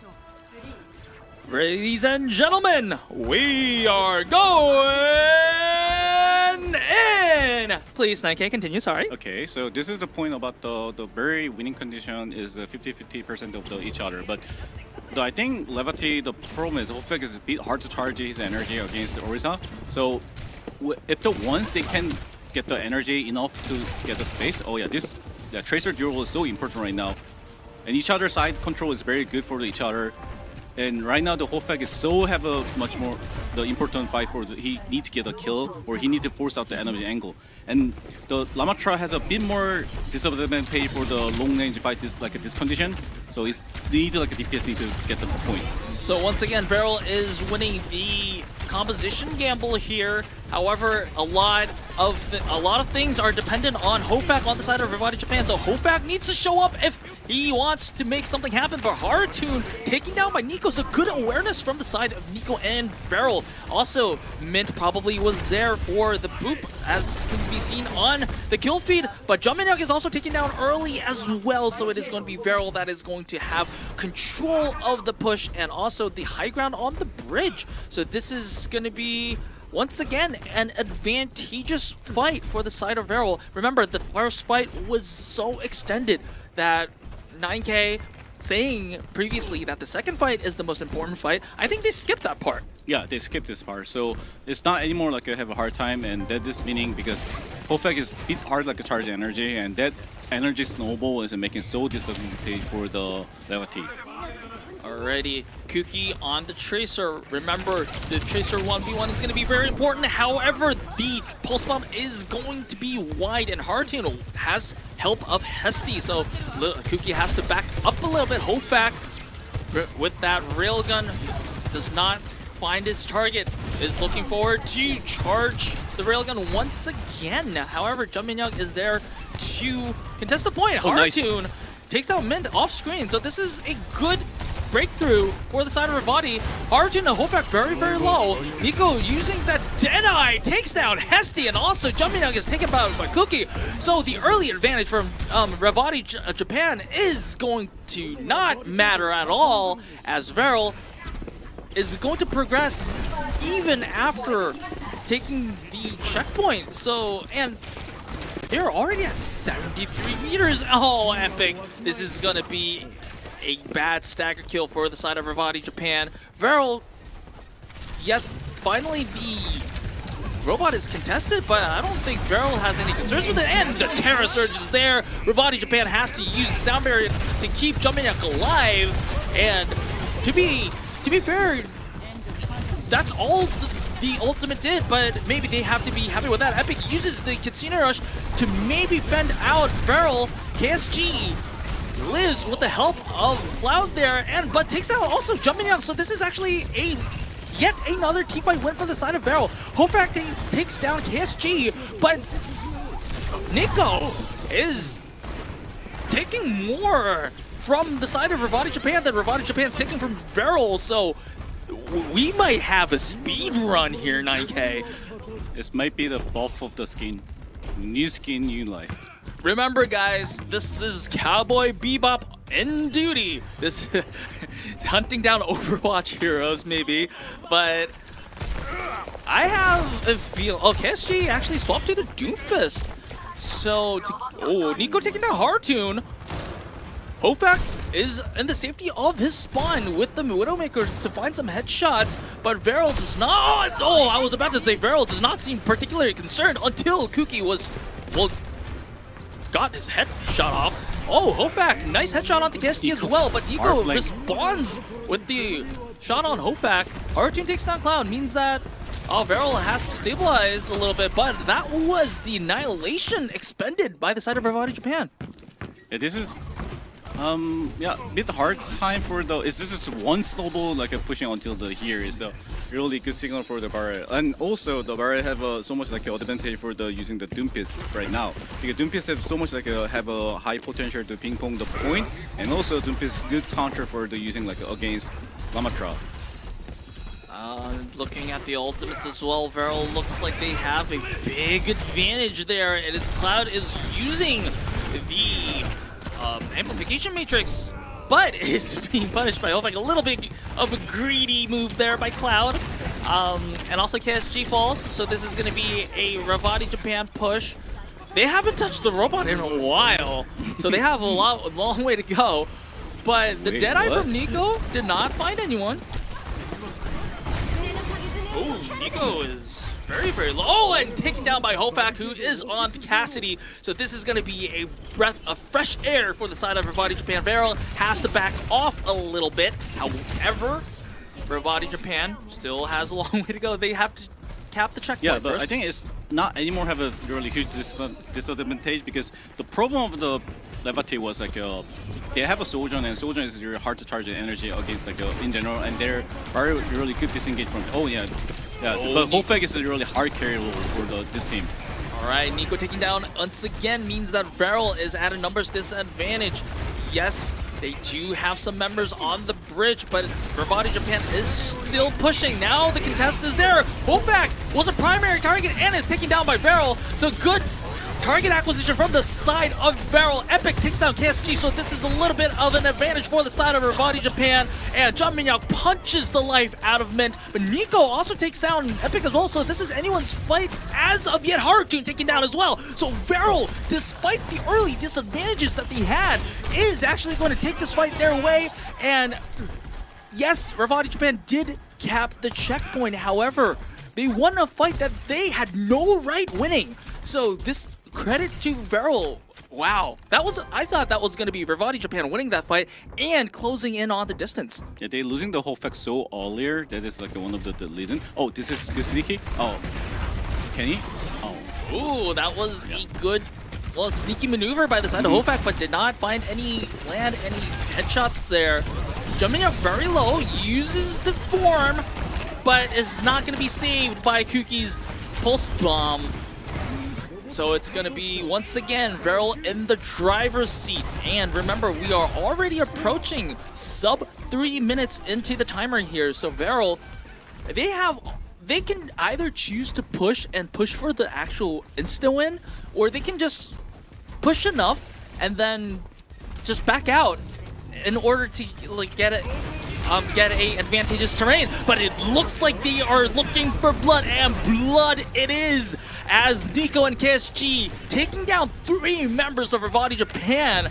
And yes, the robot is contested right now, but not for long, as Varrel is looking to push that bot into the end and looking for an early victory. Hofak once again having to be forced on the Widow on spawn, looking for a headshot. Varrel is not going to greed as much and is going to back down for a better position.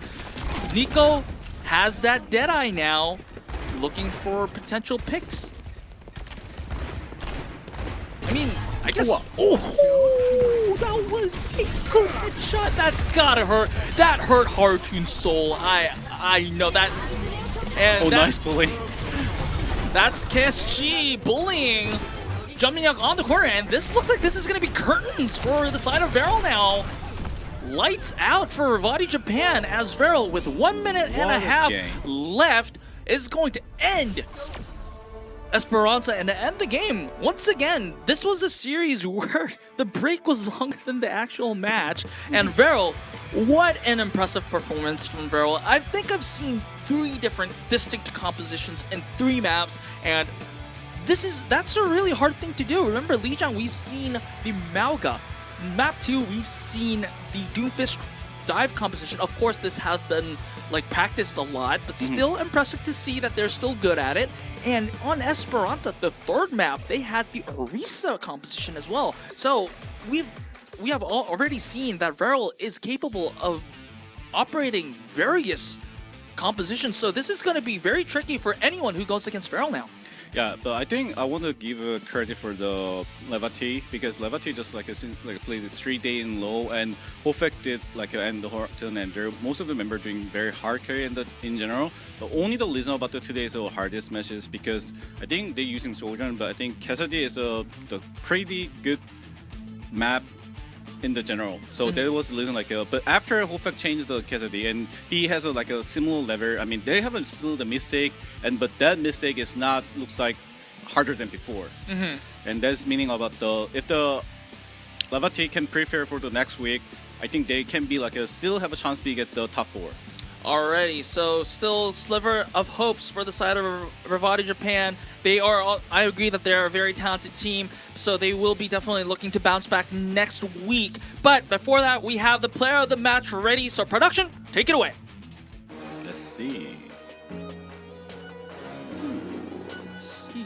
It's going to be Kuki from Varrel. I think you voted for Kuki, so my vote lost to yours. Of course, you are the superior analyst here. So I think that's totally deserved, but what a performance from Kuki today.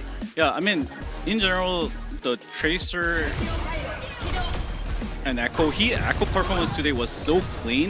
I think that is probably the reason about I vote for him, because Echo is hiding and using the ultimate copy, duplicate, that much aggressive is not easy, and he just using the perfect timing for the engaging. And after his shooting skill and his sticky is so clean about he making the condition. So I think definitely Nico played the hard carry about a lot of point, but he doing the Tracer and Echo so clean, and even he plays Sombra today, right? So that means everyone say that is one of the complicated hero, and he played 3 complicated hero in the same time. So I think he deserves it.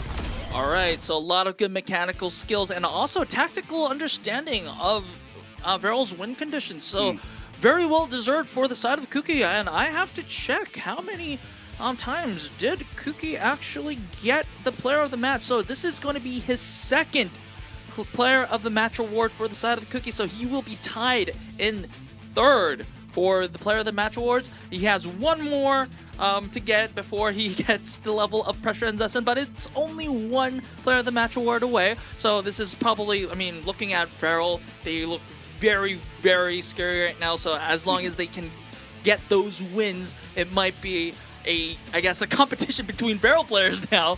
But coming up next, we have Hayabusa Gaming versus Sixblow, which is also a very interesting matchup because Sixblow is also undefeated so far. So we might see if that's going to be broken or if Sixblow is going to join Varrel in the undefeated club so far. It's a very high task, but we'll see after a short break, so don't go anywhere.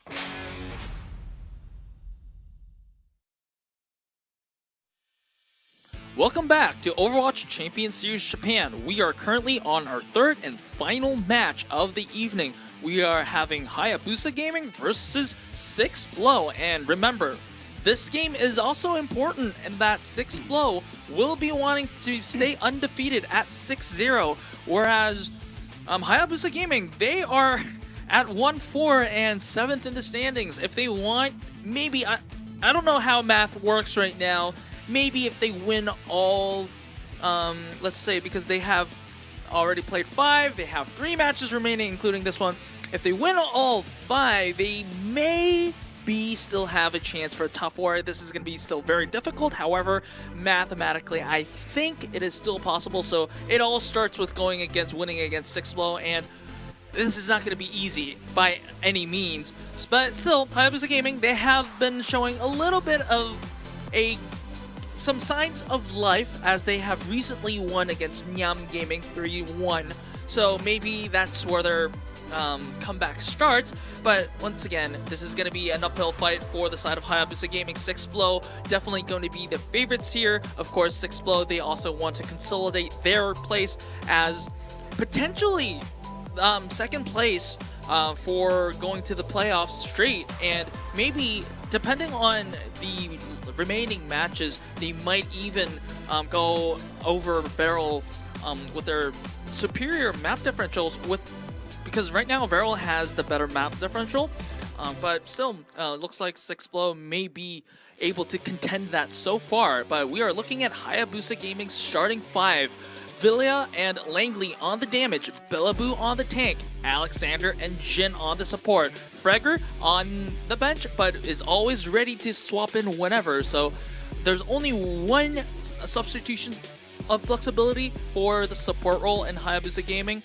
And well, I think this roster has a lot of talent, but still lacks the coordination or maybe the target acquisitions during very complicated fights. So as long as they keep that around, they might still be standing a fair chance. But next, 6blow is going to be introduced very later on. Is going to be a very strong roster. We have TQQ and Dukes on the damage, or Roromi on the bench for the damage as well. We have Pressure and Max. Pressure has been very impressive so far, and I think he improved a lot compared to previous seasons during his time at JNGK. And on the support, we have Sakume and Kiru, and we have Mina on the support substitution as well. So very, very impressive roster on the side of 6blow. Again, want to highlight Pressure a little bit, and we have the Junkrat and the Malga as their favorite heroes. Any possibilities for either of them? Today they saw already first 2 match, and that mean possible. And which map are we gonna start? I know the map, and that mean he gonna be hometown. Alright, so we're gonna see the list of maps here that we're gonna play. Oh, we're actually gonna see Samoa, so no Lijiang Tower. So this is gonna be a pleasant surprise for us. And then we are going to have Midtown as our second map. So this is also a pleasant change for us as well.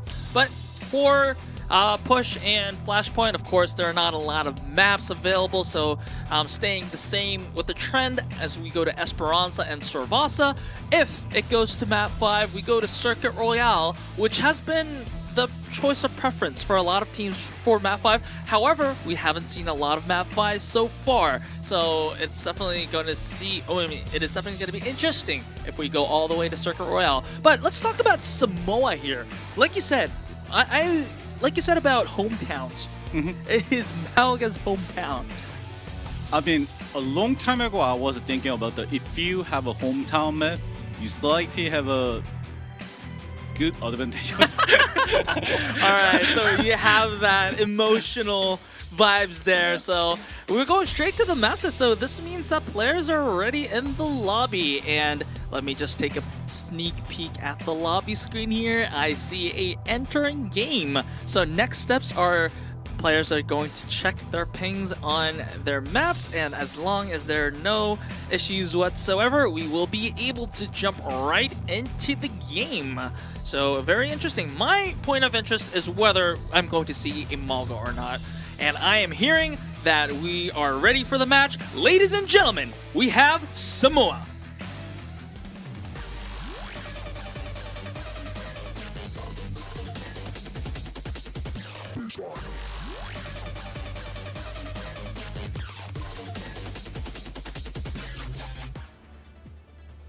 Alrighty, we are going into a very beautiful map of Samoa, and we're looking at the hovers here. Pressure is looking like they're going to the Sigma, and Hayabusa Gaming with the Reinhardt. I am excited already, and there we go. And ladies and gentlemen, we are going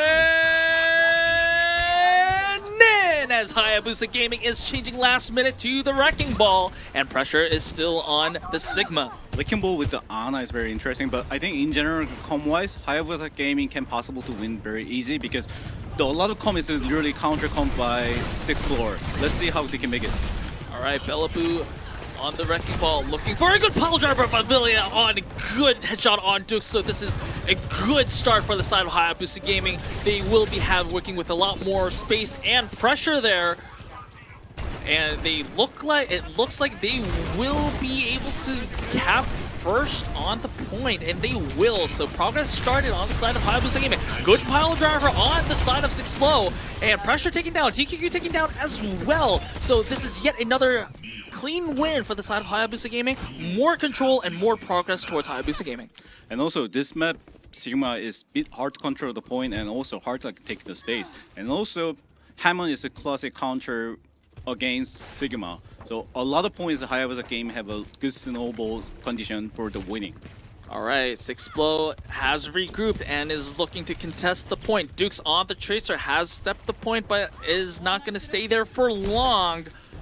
We've seen the Ana here as well, so this is a little bit of a classic matchup, and also the return of the Ana, maybe because of the buffs, maybe, onto the Bionic Grenade.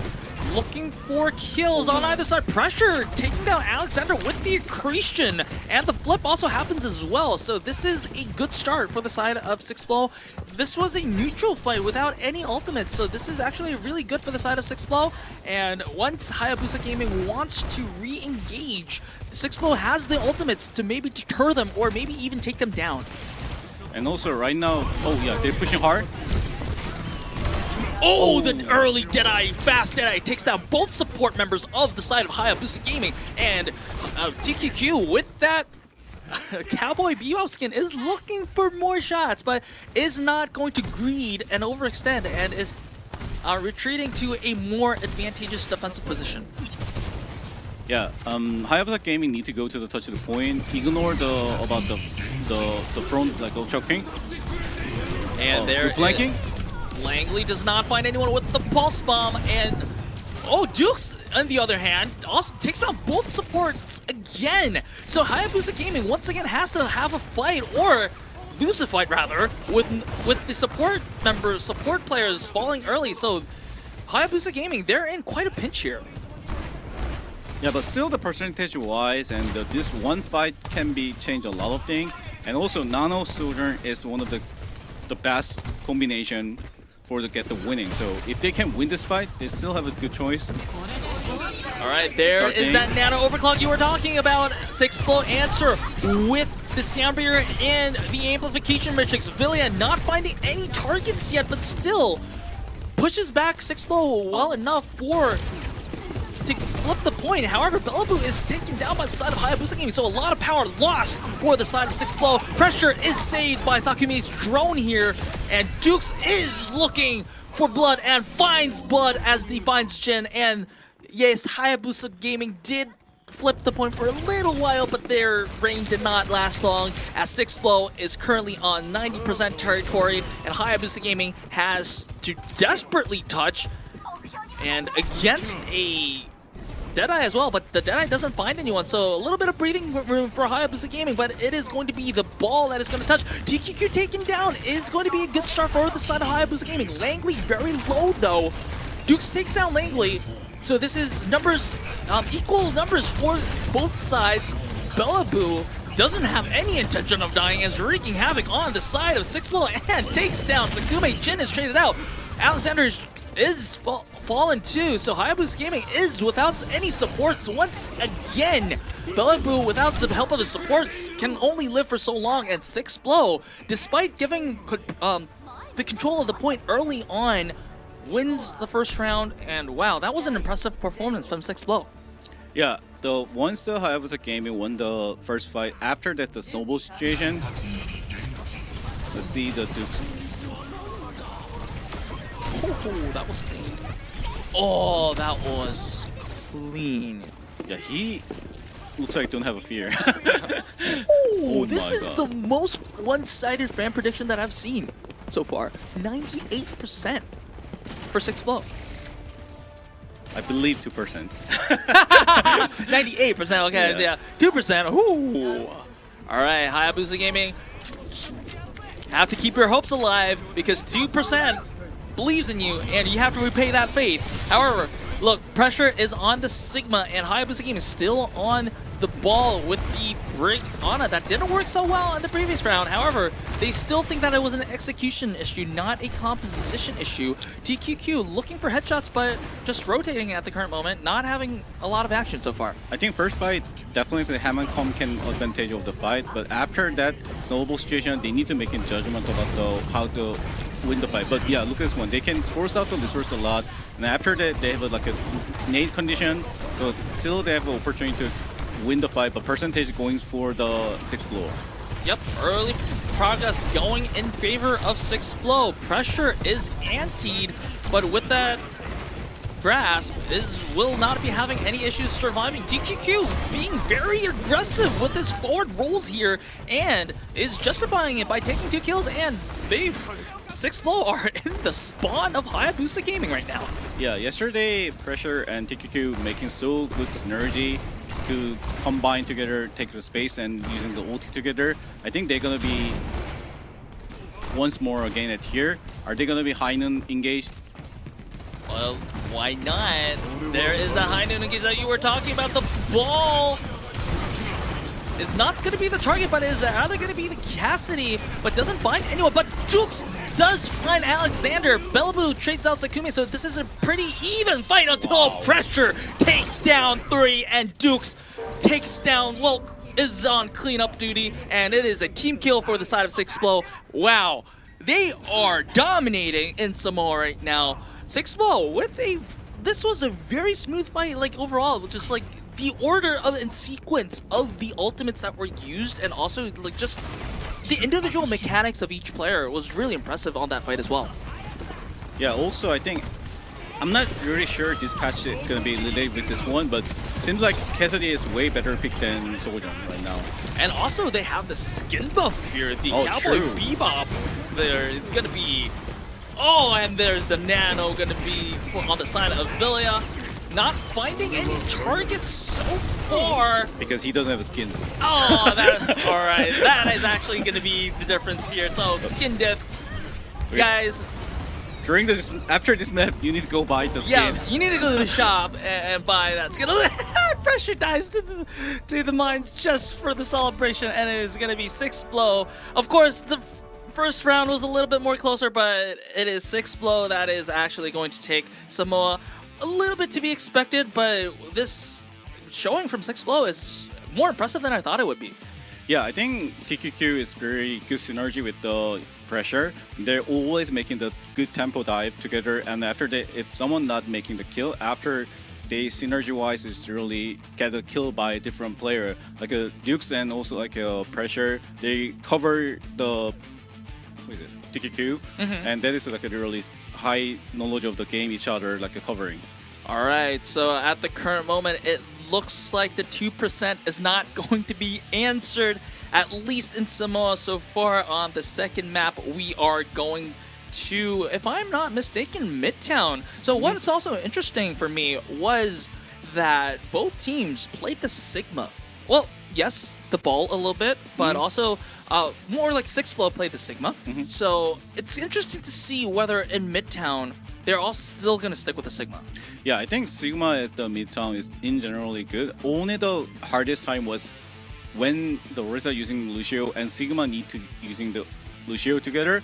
That time Orisa is a better pick, but in general, if you play slow comp, I think Sigma is a way better pick than compared than other tank. Yeah. All right, so we're looking at the bans here. Sixblow banned out Hollywood out of all maps, and then Hayabusa Gaming banning out Kings Row. So, I mean, I want to give a shout out to Hayabusa Gaming for banning Kings Row. I've seen too much about Kings Row. Sure. But can we explain kind of like, share what the rationale for banning Hollywood is? I mean, definitely big reason is Midtown is a one good map for the Sigma, and that mean they already prove about how they could have a confidence with the Sigma comp, and also you don't need to like thinking about the other comp too much about this one, because look at the Kings Row last two match, they bring each other very different comp, and then mean if the Midtown is you can easy to force like a Sigma comp. All right, so they want as less variables as they possibly want, and looking at the graphics, it means that the lobby is getting ready to go in, and the players are getting ready. We are actually getting into the loading screen on the lobby here, so once again, after a simple ping check, we are going in. And I'm ready to hear from production that the map is actually ready. So bear with me, everyone. And there is that ready sign. So ladies and gentlemen, we are going to New York. We are going to Midtown.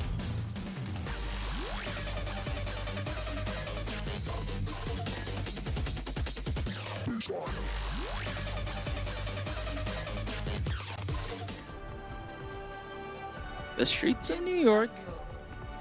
My New York was different because when I was in New York, it was COVID time, so it was hard to see the special. But anyway, is Hayabusa Gaming gonna play Hamonet here? On the defense, no less. It's my first time to see, so I'm hard to like predict about the condition. But this map design seems like very hard to learning the Hamon. But let's see. Let's definitely see. Yeah. And, well, ladies and gentlemen, we are going in on Midtown as Sixblow is going to run the Winston composition and Hayabusa on the ball composition. What world am I living in right now? I think generally Hamon have a powerful pick for against Winston, but as here, not sure. Alright, Vilio with that fully charged railgun definitely looking for a target.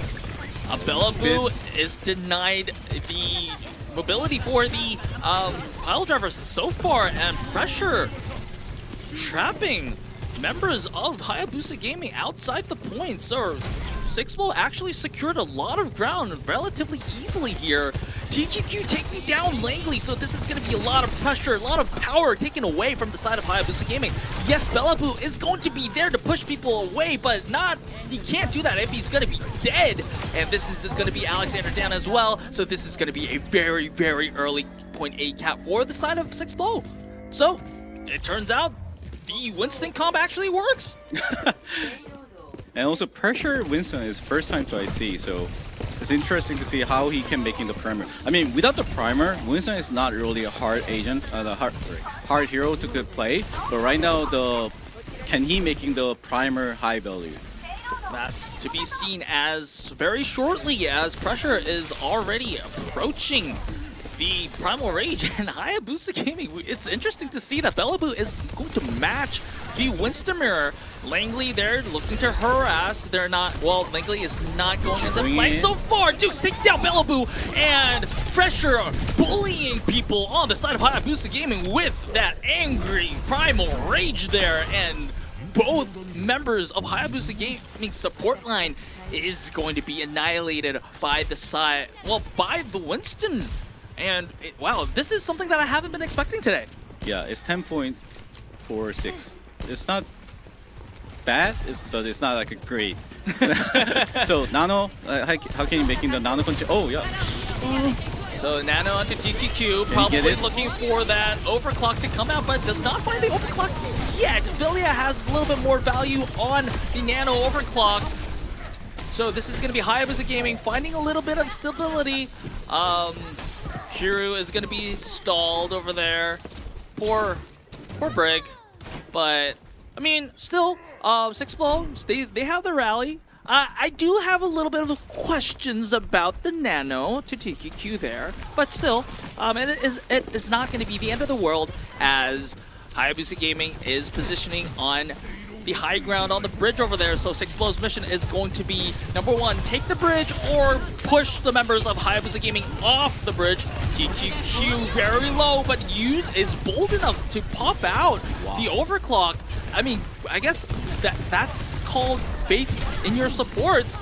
Villia being stunned by the bridge shield bash, however, will live to fight another day. Sakume is not going to be so fortunate. Bellaboo taken out. Alexander very low, taking down Villia is going to be down as well. So 6blow is going to cap point B, and this is going to be a monster time bank for the side of 6blow. Yes, Sakume was taken down, but still, it does not matter. It's not going to change the grand scheme of things as 6blow will be taking an early point B. Yeah, also, I think Hayabusa Gaming played pretty well, but their like a 6blow judgment about the play against Winston was very clean, because almost they get the TQQ, but after that, like a Kirill just never like hesitated just using his like a Lily, and right now their position is pretty clean for the counter at the high ground, and they push the payload by 3, and he deep dive. Look at this primer. Can he making the good primer condition? Sakume taking down Jin on the Ana 1v1, and Pressure still holding on to that Primal Rage. Maybe going to use it if necessary. Looks like he may not have to so far. He is at half health. He has his Ana to heal him up, and he also has the Nano as well. But maybe 6blow wants to hold on to that and wait for TQQ's overclock. Duke's on almost building up that pulse bomb. Oh, there is that Nano Winston over there. Hayabusa Gaming is going to answer with the Nano overclock, taking down 2. So a lot of value for the side of Hayabusa Gaming. However, Alexander's rally was also used. But it was too greedy by Pressure, because before we get the Nano, he should go inside like a very high tempo, because this can be like a trade by enemy. Always the third point is good for the defense team if you get trade. And it's good judgment by Hayabusa Gaming. So can right now 6blow only have like a primer for the making the space. And definitely Sojourners can make it, but I think this time it's depend the Pressure can make it or not. It's not easy. This is not easy for the Pressure. All eyes on the side of Pressure, taking down Villia even before the Primal goes down. And Jin is not able to slam that sleep dart onto Pressure, so that is going to be a very angry monkey onto Jin, and Hayabusa Gaming is wiped out. That's a team kill graphic from the side of production. Props to them. This is going to be a desperation touch effort from the side of Hayabusa Gaming. Bellaboo does pop the Primal, but is naded and 100-0'd very early. TQQ with the overclock in drive. And Langley is going to be the last to touch as 6blow will complete Midtown with a little less than 2 minutes on the time bank. I think Pressure made me impressed a lot of point, because even he didn't like catch the tempo at the before the fight. Now look at this one. He just deep diving, and after he just like do the clean dribble, clean primer. That must be scary. I mean, yes, that POV from Pressure was also like very impressive, but I want to see POV from Jin, like the other end of the smacking over there. It must have been a horror show. But anyway, good stuff from 6blow, as Hayabusa Gaming will definitely want to match the progress.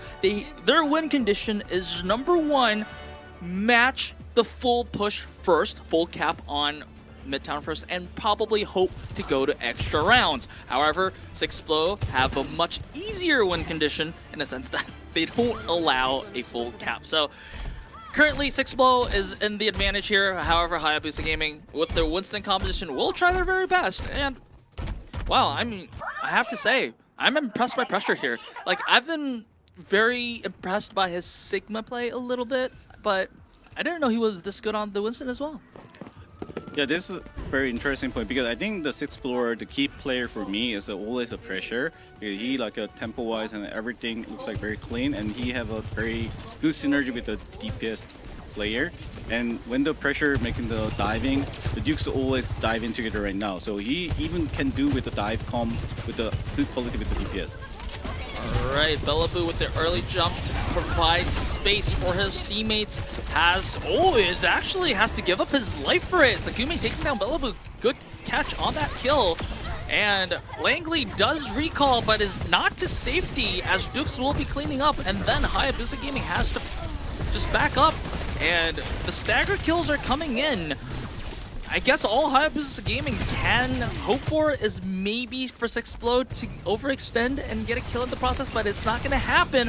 Bellaboo on the Wrecking Ball, pile drive there, but is instantly needed and has to retreat for safety. Villia looking for a variable here in the form of a rail gun headshot. Not having the best line of sight in the world. Energy is pretty high. Ooh, pressure is needed, so maybe needs to back up a little bit. Duke's low, but is going to find solace in that health pack. He has a lot of good pulse bomb targets. Pressure taking down Jin. So this is going to be a good start for the side of Sixplo, and also TKQ and Dukes just finding their ones, and they don't even have to use any of their ultimates. So Sixplo, they're in a really good position right now. Yeah, also the Hayabusa game doesn't have the nano still, and the primer is coming later, but that ultimate does not have a good synergy with the Hammond comp because you don't have like a someone can go deep inside for to make the space together, and only probably Brick or Villia just deleted. What is going on here? Pressure is just playing. No? Look, Pressure is just playing a totally different game. Oh my goodness, Alexander. He pushed inside. Oh, maybe he wants to like isolate the Ana. Well, I mean, I'm pretty sure Pressure did not mean to do that. However, it was. Go back to home. Look, it was pretty. It was a cute gesture, all right. So, but I agree, it was very fun. But still, looking at the match, Sixplo just used the Primal Rage, just one ultimate, and now it's gonna be the Nano Overclock to send them back in spawn. Of course, this time dead instead of alive. Remember, Pressure just look. This was a more disrespectful way of sending them to spawn. Pressure kindly pushed them to spawn, whereas TQQ blasted them into oblivion and had to send them back into the spawn. Duke's gonna be sent home again? No, he's so kind. He missed the memo. All right, like he missed the memo, so he's gonna throw the pulse bomb wide. Well, Villia is going to have the Nano Overclock. Now it's good timing. Yeah, this is gonna be the Nano Overclock. The dreams and hopes of Hayabusa Gaming. So far, so good. It was really good nano and good name. All right. So the hopes and dreams of Hayabusa Gaming paying out for the moment. They only have 30 seconds, so this is going to be like a somewhat of a 2-minute time bank for them. Okay, 3 minutes actually. Okay, excuse me. 3 minutes because it was the first point. 3 minutes to push point B. Sixplo doesn't have any key ultimates online yet. They will be slowly getting that Primal Rage ready. However, Hayabusa Gaming also doesn't have any ultimates as well, so this is going to be the neutral fight. Dukes is looking to find his one in the form of Langley. However, Langley retreats to the safety of his teammates. Sixplo very safely positioned on the safety of the high ground so far. Pressure also on the other side, ready to jump at anywhere. Jump denied by Alexander. Good push by Alexander. Pressure is going to pay the price for his jump by Alexander. Yes, 9K next to me is having a heart attack once again by that jump. Pressure is, making 9K smile. It's hard. Look, the bright side is that 9K shows very little emotions. The fact that he cracked a laugh from 9K is a good sign, if anything. But Bellaboo here Primer. Is he going to be using Primer? Yep, he is, and the rally is going to be there, but that was a good anti-nade from the side of Sakume to deny any of the heals, and it is going to be Hayabusa Gaming wiped out of existence once again as they have to reset, and 1.5 minutes remaining. How are they going to using the Nano? Winston or TQQ? Because last time TQQ took it, and he carried hard in that time. Oh my god. That was... Oh, pressure. But it's okay. Maybe not. It's not okay. Yeah, well, that didn't happen, alright? So, but I get the idea. Sakume had a good anti-nade into the backline. Oh, wait a second. TQQ? Look, the Cowboy Bebop buffs are real. Am I watching things? Yes, this is a tank in play as Bella Boo falls in the hands of TQQ and pressure also takes down Langley. So once again, Hayabusa Gaming, despite surviving the Nano Winston here, they still have to reset, and this is almost 30 seconds left for the side of Hayabusa Gaming with only the Nano. Nano is not going to be available for a few seconds now because Dukes just took out Jin with the Pulse Bomb. Langley very low, has to retreat all the way back to spawn, and it is going to be the responsibility of Bellaboo to touch. But Hammond go to the point. It's been, if they get trade or something, it's possible snow. Oh, good pooping. Good pooping, good nade. So despite Bellaboo having to touch the point, even with the numbers disadvantage, Hayabusa Gaming actually made some kills work. However, a very angry pressure cleaned up the majority of Hayabusa Gaming, and it is going to be only these 3 members of Hayabusa Gaming ready to touch. They have to survive. They're on a time mission, time attack, until their teammates come back. This is the rally, but Naded Alexander is on his sliver of health. Is going to be taken down. Langley takes out Sakume, so that's a start, but Sakume left Kiru with the Nano. Oh no, nobody is able to touch, and Sixplo will take Midtown. That is going to be 2-0 for the side of Sixplo. I, for a second, thought that maybe Hayabusa Gaming might have been able to cap point B, but in the end, wow, like, pressure, got forgiven for his previous sins with that good primal. Yes, good play. I think it was a good play by Hayabusa Gaming to send the ball to contest the point and then win a 4v5 fight with the Nano Overclock, but still, Sixplo managed to stabilize things with the good pressure Primal Rage, and then after that, it was destined for Sixplo to just clean up the rest of the members on the cart, and that was the win for Midtown. Yeah, I think the Sixplo showing very different way to play compared than before. It's very good signal for them to be like a prefer for the. I mean, in that situation, they probably only thinking about the more playoff condition, like how they can make it for the Korea and how they making for the lane game. And now they're like probably practice more widely barrier come, and it's a good time for the practice at the match. If you never try at the match, you never can try at the very important match. Alrighty, so Hayabusa Gaming have a long way to go if they want to reverse sweep that, and Sixplo, they definitely want to call it a night because it is late at night in Asia right now and they just want to go to bed as soon as possible, so they want to finish that 3-0. We'll see whether Sixplo can close it out or whether Hayabusa Gaming will make a comeback after a short break, so don't go anywhere.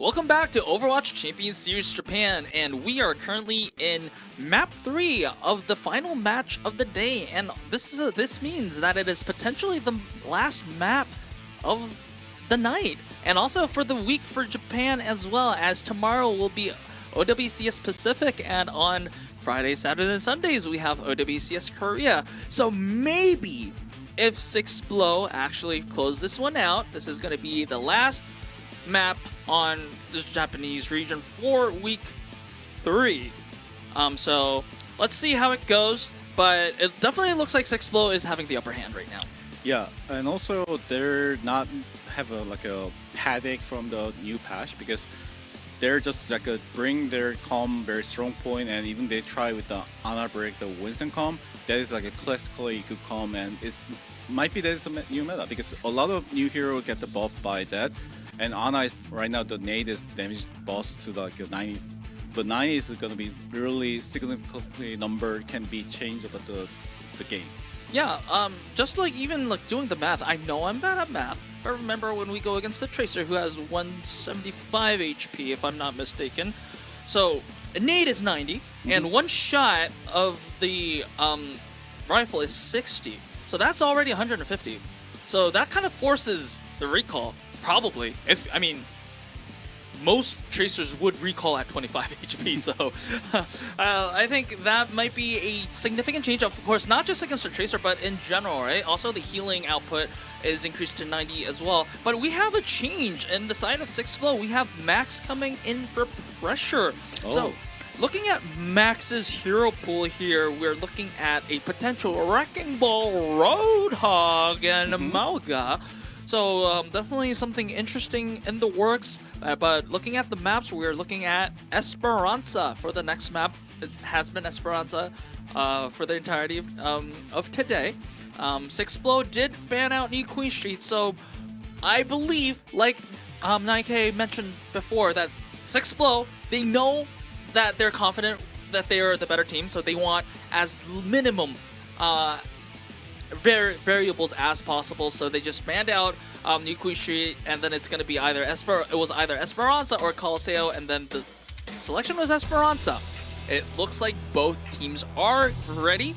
The lobby is about to start and actually loading right now. And after a quick ping check from both teams, we will be going in, and I will be yelling, ladies and gentlemen, we will be going in. But we'll see. That is going to be the near future, so stay tuned. But I am yet to hear that both teams are ready yet, so ping tests are taking a little while, so bear with me. I see the Dino dances in chat, but no matter, since we are ready to go to Esperanza, ladies and gentlemen, we are going to Esperanza.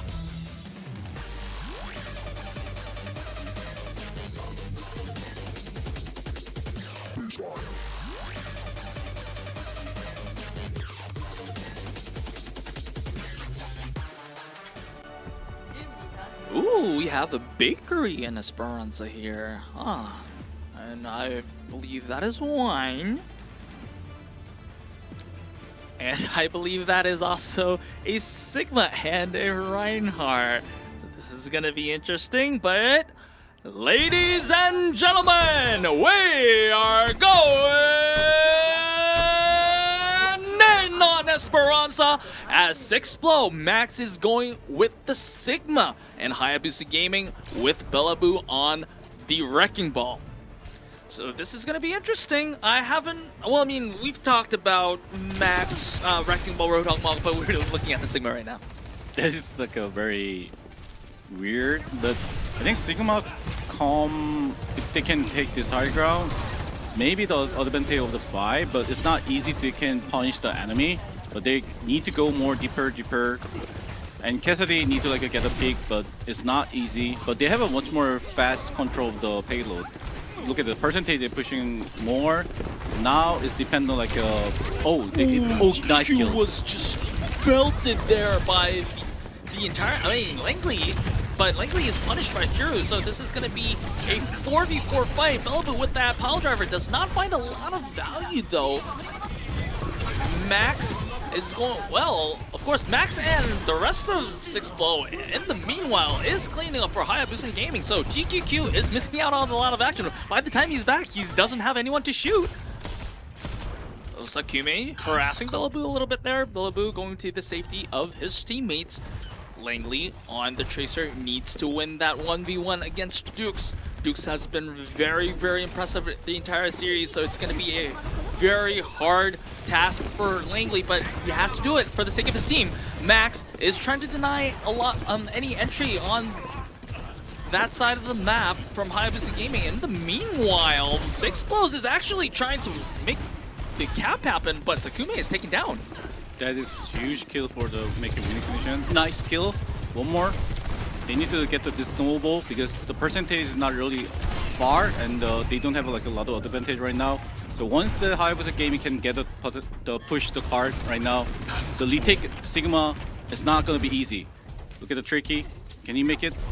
All right, currently 6Blow has control on the high ground, and TQQ was almost taken down, is actually taken down, even despite the efforts of Kuru there. So that's a good effort on the side of Villia and Bellaboo, but Sakume, it takes down Villia, so that's a lot of damage denied for the side of Hayabusa Gaming, currently at a stalemate. However, it is going to be Alexander with the rally. Jin takes down the drone, and Bellaboo takes down Max. So once again, Hayabusa Gaming, despite 6Blows using several ultimates, is able to take the initiative and is going to close down the distance, which is at like 25 meters of difference right now. It is closing in fast. And also, can they make it more snowball for here?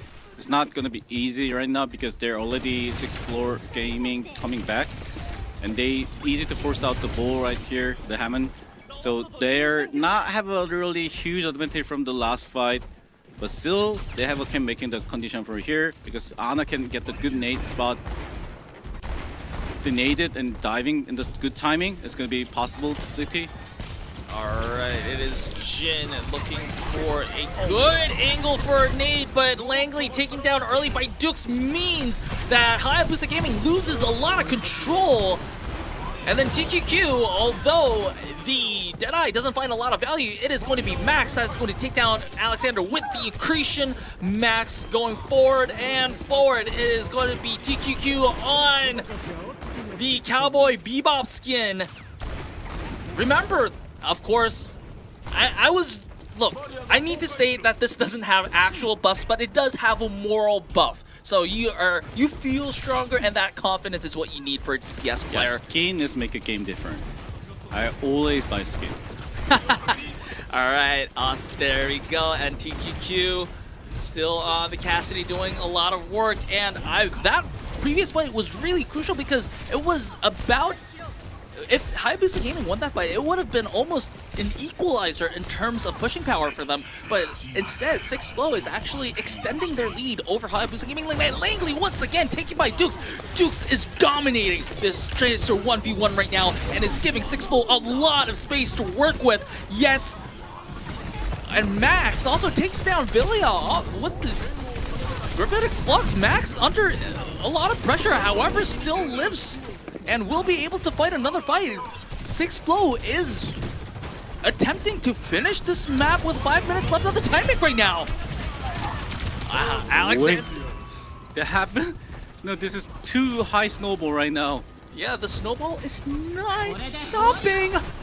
And Villia is trying to, well, stabilize with the Nano Sojourn, but only finds, okay, it not only finds the lamp, but also finds Cure as well. So this is a start. TQQ also is taken out by the efforts of Bellaboo. Bellaboo takes down Max as well. So finally, Hayabusa gets that stability that they were looking for. However, the damage is already done with 4 minutes left on the time bank. It is 100 meters deficit. Will Hayabusa Gaming be able to close that difference out? Is going to be the question. And wow, I want to point out Dukes here because Dukes has been winning those crucial Tracer 1v1s, and although, yes, 6Blow did end up losing a fight at the end of the point there, however, a lot of credit for Dukes to make a lot of space open for the 6Blow to work on right now. Yeah, also he have a very good clean like punch moment, and this dropping is good for 6Blow. GQ and Max. As we were saying, 6 blows is like, hold up. You're not going any further. Well, I mean, that's what Cowboys do, so. Oh, this is sneaky for Villia. The question is that just to survive, or is that to make an assassination? Oh, maybe. Well, I mean. Nice try. Yep, nice try. Didn't have enough energy for that 1 kill potential. Max is, now everyone knows where Villia is. And 6blow currently is positioning on the high ground. They're not greeting for the robot push. They are electing to be on an advantageous spot on a choke point or on high ground because they know that with a 100-meter profit, like 100-meter advantage right now, they don't have to greed. Yeah, they don't need to be greedy, but right now, once they have a window, they're probably gonna be greedy with the window. All right, we'll see what it goes. There is that window you were talking about, 9K. And TQQ just firing bullets at the hamster, and Dukes off screen takes down Alexander. Dukes is punished though with a good sleep dart from Jin here, but still, I think 6blow will have the momentum to challenge the push. Bellaboo on the backside of 6blow. Oh, TQQ with that Deadeye is looking for a shot. Does not find a lot of people. However, Max is using the Gravitic Flux to find Jin. Well, TQQ finishes the kill, but a lot of credit for Max as well. Yes, trade kills are coming on the side of Hayabusa Gaming, but I don't think this may be enough. Yes, Hayabusa Gaming will be gaining control of the robot. However, a lot of time has been burnt out. It is only 2 minutes left, and 6blow, yes, they did use a lot of their ultimates, but that's also the same for Hayabusa Gaming as well. They will only have their 2 support ultimates. Yes, they will be having that as an advantage for the following fight, but 6blow have such a big advantage that they might even just afford to lose this fight if they bait out all those ultimates. True, and also right now they changed the Cassidy each other. But once you don't have each other Cassidy, there's that Nano Cassidy from Villia. Not finding any kills yet. Definitely looking for him, but is at half health, is healed up. But the Nano has expired, so not a lot of value from that Nano Cassidy. TQQ on the other side is looking for some kills left and right. Dukes is also looking for blood. Villia finds the lamp. Langley with the Pulse Bomb does not find a target. Is Crush or still going on? Ooh. Oh my god, it's crushed. Alright, we are currently finding what's going on in this match right now as the last screen that we saw was a reset of the lobby. I believe that 6blow was leading like 130 something to 30 something meters, so about like 100-meter profit. But it seems that there was a problem with the lobby. We are currently finding out what the issue is. As soon as I get word from production, I will definitely share with you. Sorry for the inconvenience, but we will definitely we will definitely see what it is, and if that's something we can fix, of course. We value the competitive integrity of the match, so we will definitely try our best to fix it. But let's talk about the match a little bit. Dukes, right now, at least in Esperanza, Dukes was the man of the moment. Yeah, I think push map the Tracer is really the key of the bring the win connection, because he can do touch the point and he can get a kill by teammate, and so much thing he can do at the push map.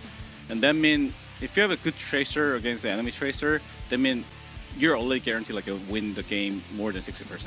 Yep, and well, if you look at some of the bright spots for the side of Hayabusa Gaming, of course, Hayabusa Gaming is a little bit of a struggle right now, but I think Villia on the DPS department is doing a good job, especially like on the Sojourn, like not just on Esperanza as well, but even on the maps that Hayabusa Gaming did lose. We did see a lot of good stuff, like especially with the Nano Sojourn overclocks. We've seen a lot of value from that. Of course, in the last fight that we had, we did have a little bit of a hiccup with that Nano Cassidy not finding anyone. But still, I mean, of course, I do believe that Vilea is a very, very talented DPS player. So, True. we're still figuring out what's going on with the map right now. So, you'll be stuck with us for the time being. Sorry again for the inconvenience. Let's talk about where these players came from. Like, I have my notes here, my secret notes here. So let's talk about 6Blow players first. Dukes he has a lot of history in his resume right now. So he was formerly of Dark Alliance and Bullfrog in Will. And then we go to a little bit more, I guess, familiar names in WGS, Phoenix, and then N-Elite, Aquamarine. So it's contenders teams. And then Panthera. So this is not Kongdu Panthera. This is like the newer version of Panthera. Before the Boomer? Yes. And then it was 6Blow. So this player actually has a lot of competitive experience. And I'm really impressed by his performance as well. Pressure was also on Bravos Gaming. And then Team for Revenge, WGS. So maybe Pressure and Dukes had some time together. I don't know the timeline. Maybe there is some pre-built synergy there. Then Intro Wave, which basically became GC Busan. And then Fantasy Gaming, and Elite. Oh, so Dukes and Pressure actually did have a lot of time playing together. So maybe they have pre-made synergy there. That explains a lot of things, right? Yeah, sure. I am getting an update from Comp Ops that there was a server issue and all the players and observers were kicked out of the lobby. So we are currently investigating on number one, what caused the issue, and number two, what the answer is going to be, what our next steps are going to be. But before that, Comp Ops is requesting that we need a little bit of more time to make a competitive decision. So we'll be going on a short break. Again, apologies for the inconvenience, but we will be back, and hopefully by the time we're back, we'll have a solution. So don't go anywhere, chat. We'll be back real soon.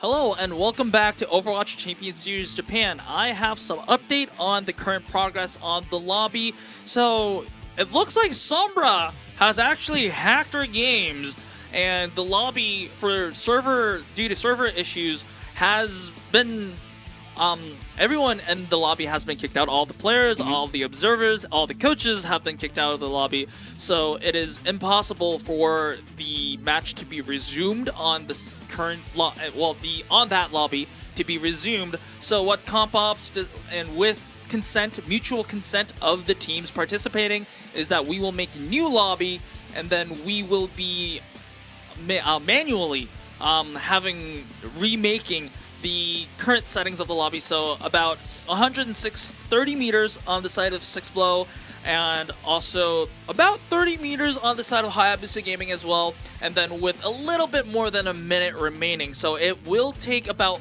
I'm calculating here, about 8 minutes for that to happen. So we will, after this, we will go on, after my explanation, we will go on a short break again to make sure that the lobby settings are as accurate as possible. So please, I appreciate the understanding. About the ultimates, we have agreed with both teams that none of the players will be having ultimates, so they will be using all their ultimates, or they will be just swapping heroes and spawn before they start the lobby again. So this is going to be a 100% neutral fight under the same push settings. Also, before we go on to the break, I do have one thing to clarify about Bellaboo. I have read chat about the pronouns. Bellaboo, after I have confirmed with production that Bellaboo is indeed a male player, Hoyoung, a Korean player that plays tank, so different from the female player that some of you in chat have known. So, with that cleared out, we are going to wait for the players to remake the lobby and make the circumstances as accurate as possible. So once again, we'll take a very short break, so bear with us. We apologize, but we'll be back, and we'll be coming back with an exciting match of Esperanza.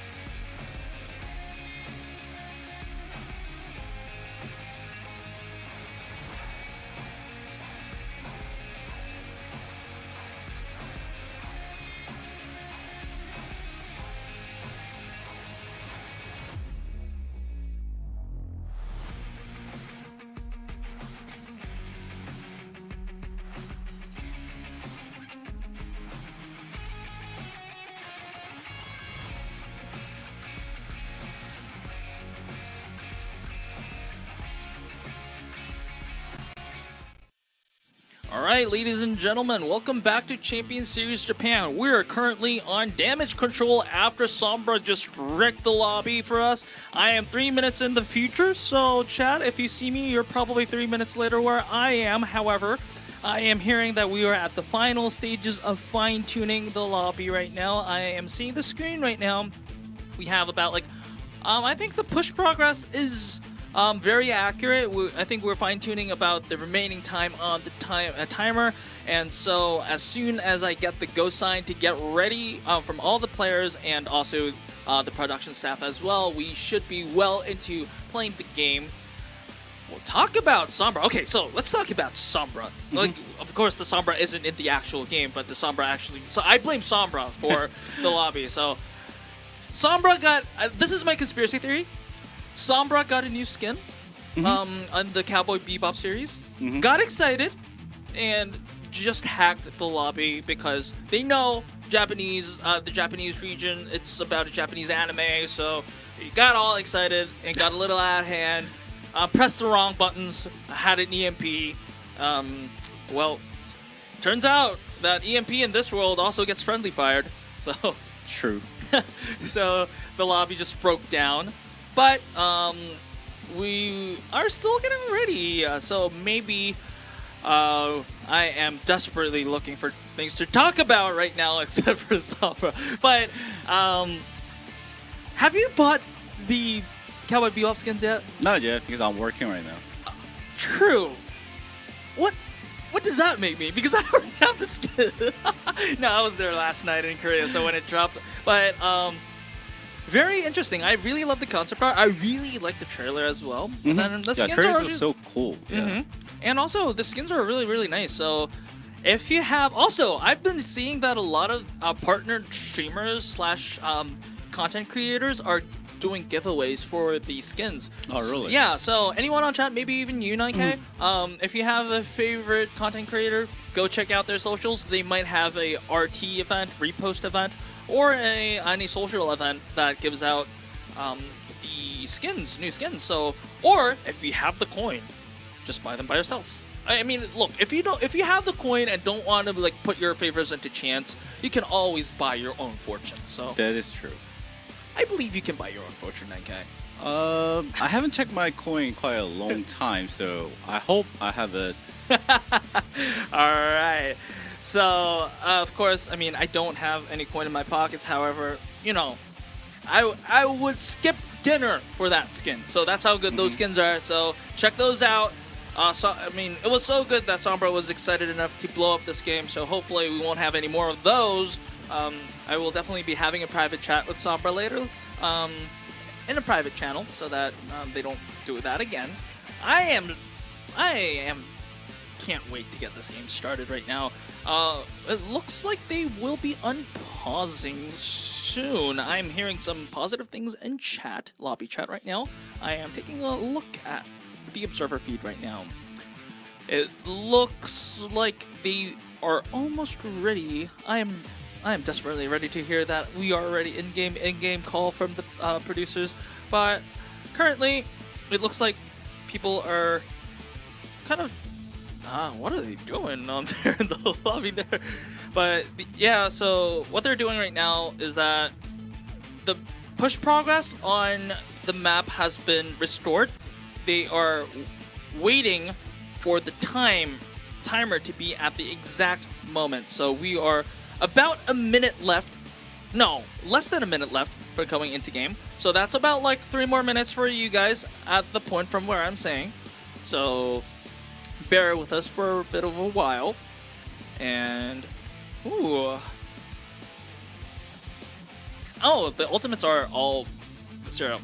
Alright, finally! I am hearing that the game's ready. So this time, usually I only do this when I start the game, but we are going in for the final minute of this map in Esperanza. TQQ is finally back on action with the Cowboy Bebop skin, and we are at the neutral point on the robot, and there we go. Hayabusa Gaming have a lot of work to do if they want to turn their fortunes around. Wow. Max using the grasp for a little bit of survivability, but it is going to be sick 6blow that is generally, going to have control over the high point. Bellaboo taking down TQQ. That is going to be a good start for the side of Hayabusa Gaming. Remember, we only have 30 more seconds left in this map. Good nade. Yeah, and they first out the drone. That mean they definitely can make it snowball for the push this hard. And they don't have TQQ, so they mean but they got the Max got it. Yeah, Max got Langley, so this is gonna be an equalized fight, and not only that, TQQ is gonna be back in the fight, but Dukes is taking down, so good news for Hayabusa once again. Credit to Villa. Villia at 6 health, but still lives to tell the tale. And it's going to be 5 seconds from overtime. Villia good nano is accretioned, but the nano makes him stand for another second, and this is going to be crucial. Villia is going to be an integral part of anything that Hayabusa Gaming is going to do. Max uses he slipped. the sleep.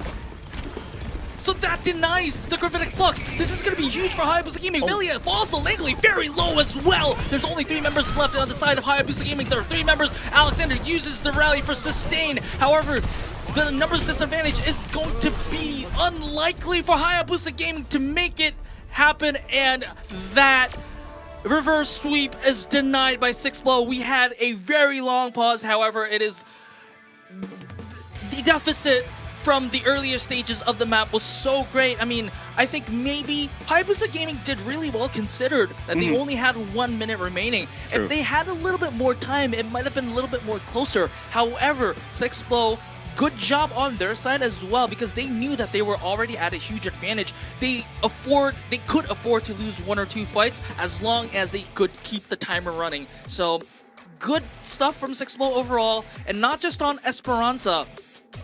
Like, in the entire match, 6blow did really well. They played a lot of different compositions, and also they played a lot of different styles from what I remember. It seems like a million years ago since the first map, but good stuff from 6blow. How did you see the match today?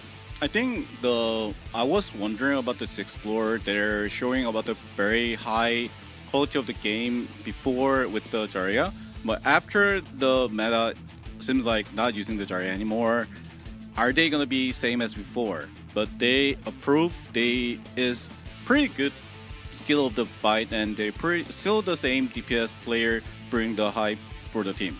Alrighty, that was good stuff from the side of 6blow. I 100% agree, and we are ready to announce the player of the match. So, production, give it away. Who is it? I have no idea, actually. This is gonna be fun. Pressure! Alrighty, so the tank prevails. I mean, once again, very good stuff from the side of Pressure. Like, we have, in the previous weeks, we have been very impressed with his Sigma play, but today we've also seen a lot of his Winston play as well. I mean, even considering that Winston was off meta for such a long time, maybe this is an early adaptation of a new meta with the Winston. However, still, it makes it very impressive that Pressure was able to make a pick that hasn't been picked for a long while, make it look like it was really good. Yeah, true. And also, the primer tempo does not be perfectly high, but he just making every single primer with the kill, and his diving tempo is pretty good, and his moving skill is pretty high right now. So it's meaning if they can bring up the Winston mirror match, it can be possible it can bring for the winning for the team. Alrighty, we are seeing a trend here for today as we conclude Overwatch Champions Series Japan Week 3, Day 3. All the teams on the right-hand side have achieved a 3 Overwatch, with Pandia winning against Arise Project, and Varrel winning against Revati Japan, and 6blow winning against Hayabusa Gaming. And let's see what this converts into standings here. Varrel still at the very top. They do share 6 wins with 6blow. However, they have a better map differential, so this is going to be with only two matches remaining for each team. This is going to be a very close fight for first place. And then we have Insomnia at 3rd with 4 wins, and Pandia with also at 4 wins. So Pandia, today's win was really crucial for them for securing top 4, and with 2 matches still remaining, it is still up for grabs. But having won against a potential competitor for 4th place, I think Pandia is going to feel really good about this. And of course, Insomnia and Pandia, I don't okay, if they win 3-0, 3-0, so it's going to be 13-0. So depending on how, if Varrel loses all their matches and Sixblow lose all their matches, Insomnia and Pandia still have a chance to be first place. However, it is looking unlikely, but still, anything can happen. So,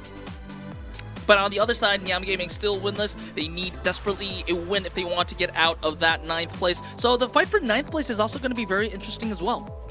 Yeah, also they only have a 1 point gap, like a match gap. That means still some team can possible to making the be nice. Yep, and this is going to be the next matchup for next week. So week 4, we're going Nyam Gaming against Rise Project, Insomnia against Sixblow. This is going to be interesting because Insomnia needs a win if they want to stay there in the top 4. And if it's Insomnia beats Sixblow, this might actually, depending on how Varrel does in the later matchups, this might decide who is going to be who the first place is going to be locked in.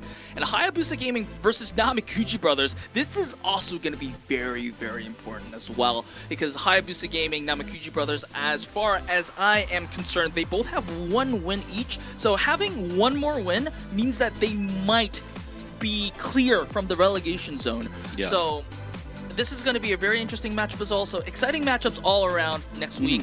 And also for tomorrow, we're going to have Overwatch Champions Series Pacific. And following that, we have Overwatch Champions Series Korea on land, like every Korea matchup. So this is going to be Overwatch Champions Series every day of the week. And also, don't forget, guys, that we have NA and EMEA also in action as well. So this is going to be very, very fun week of Overwatch.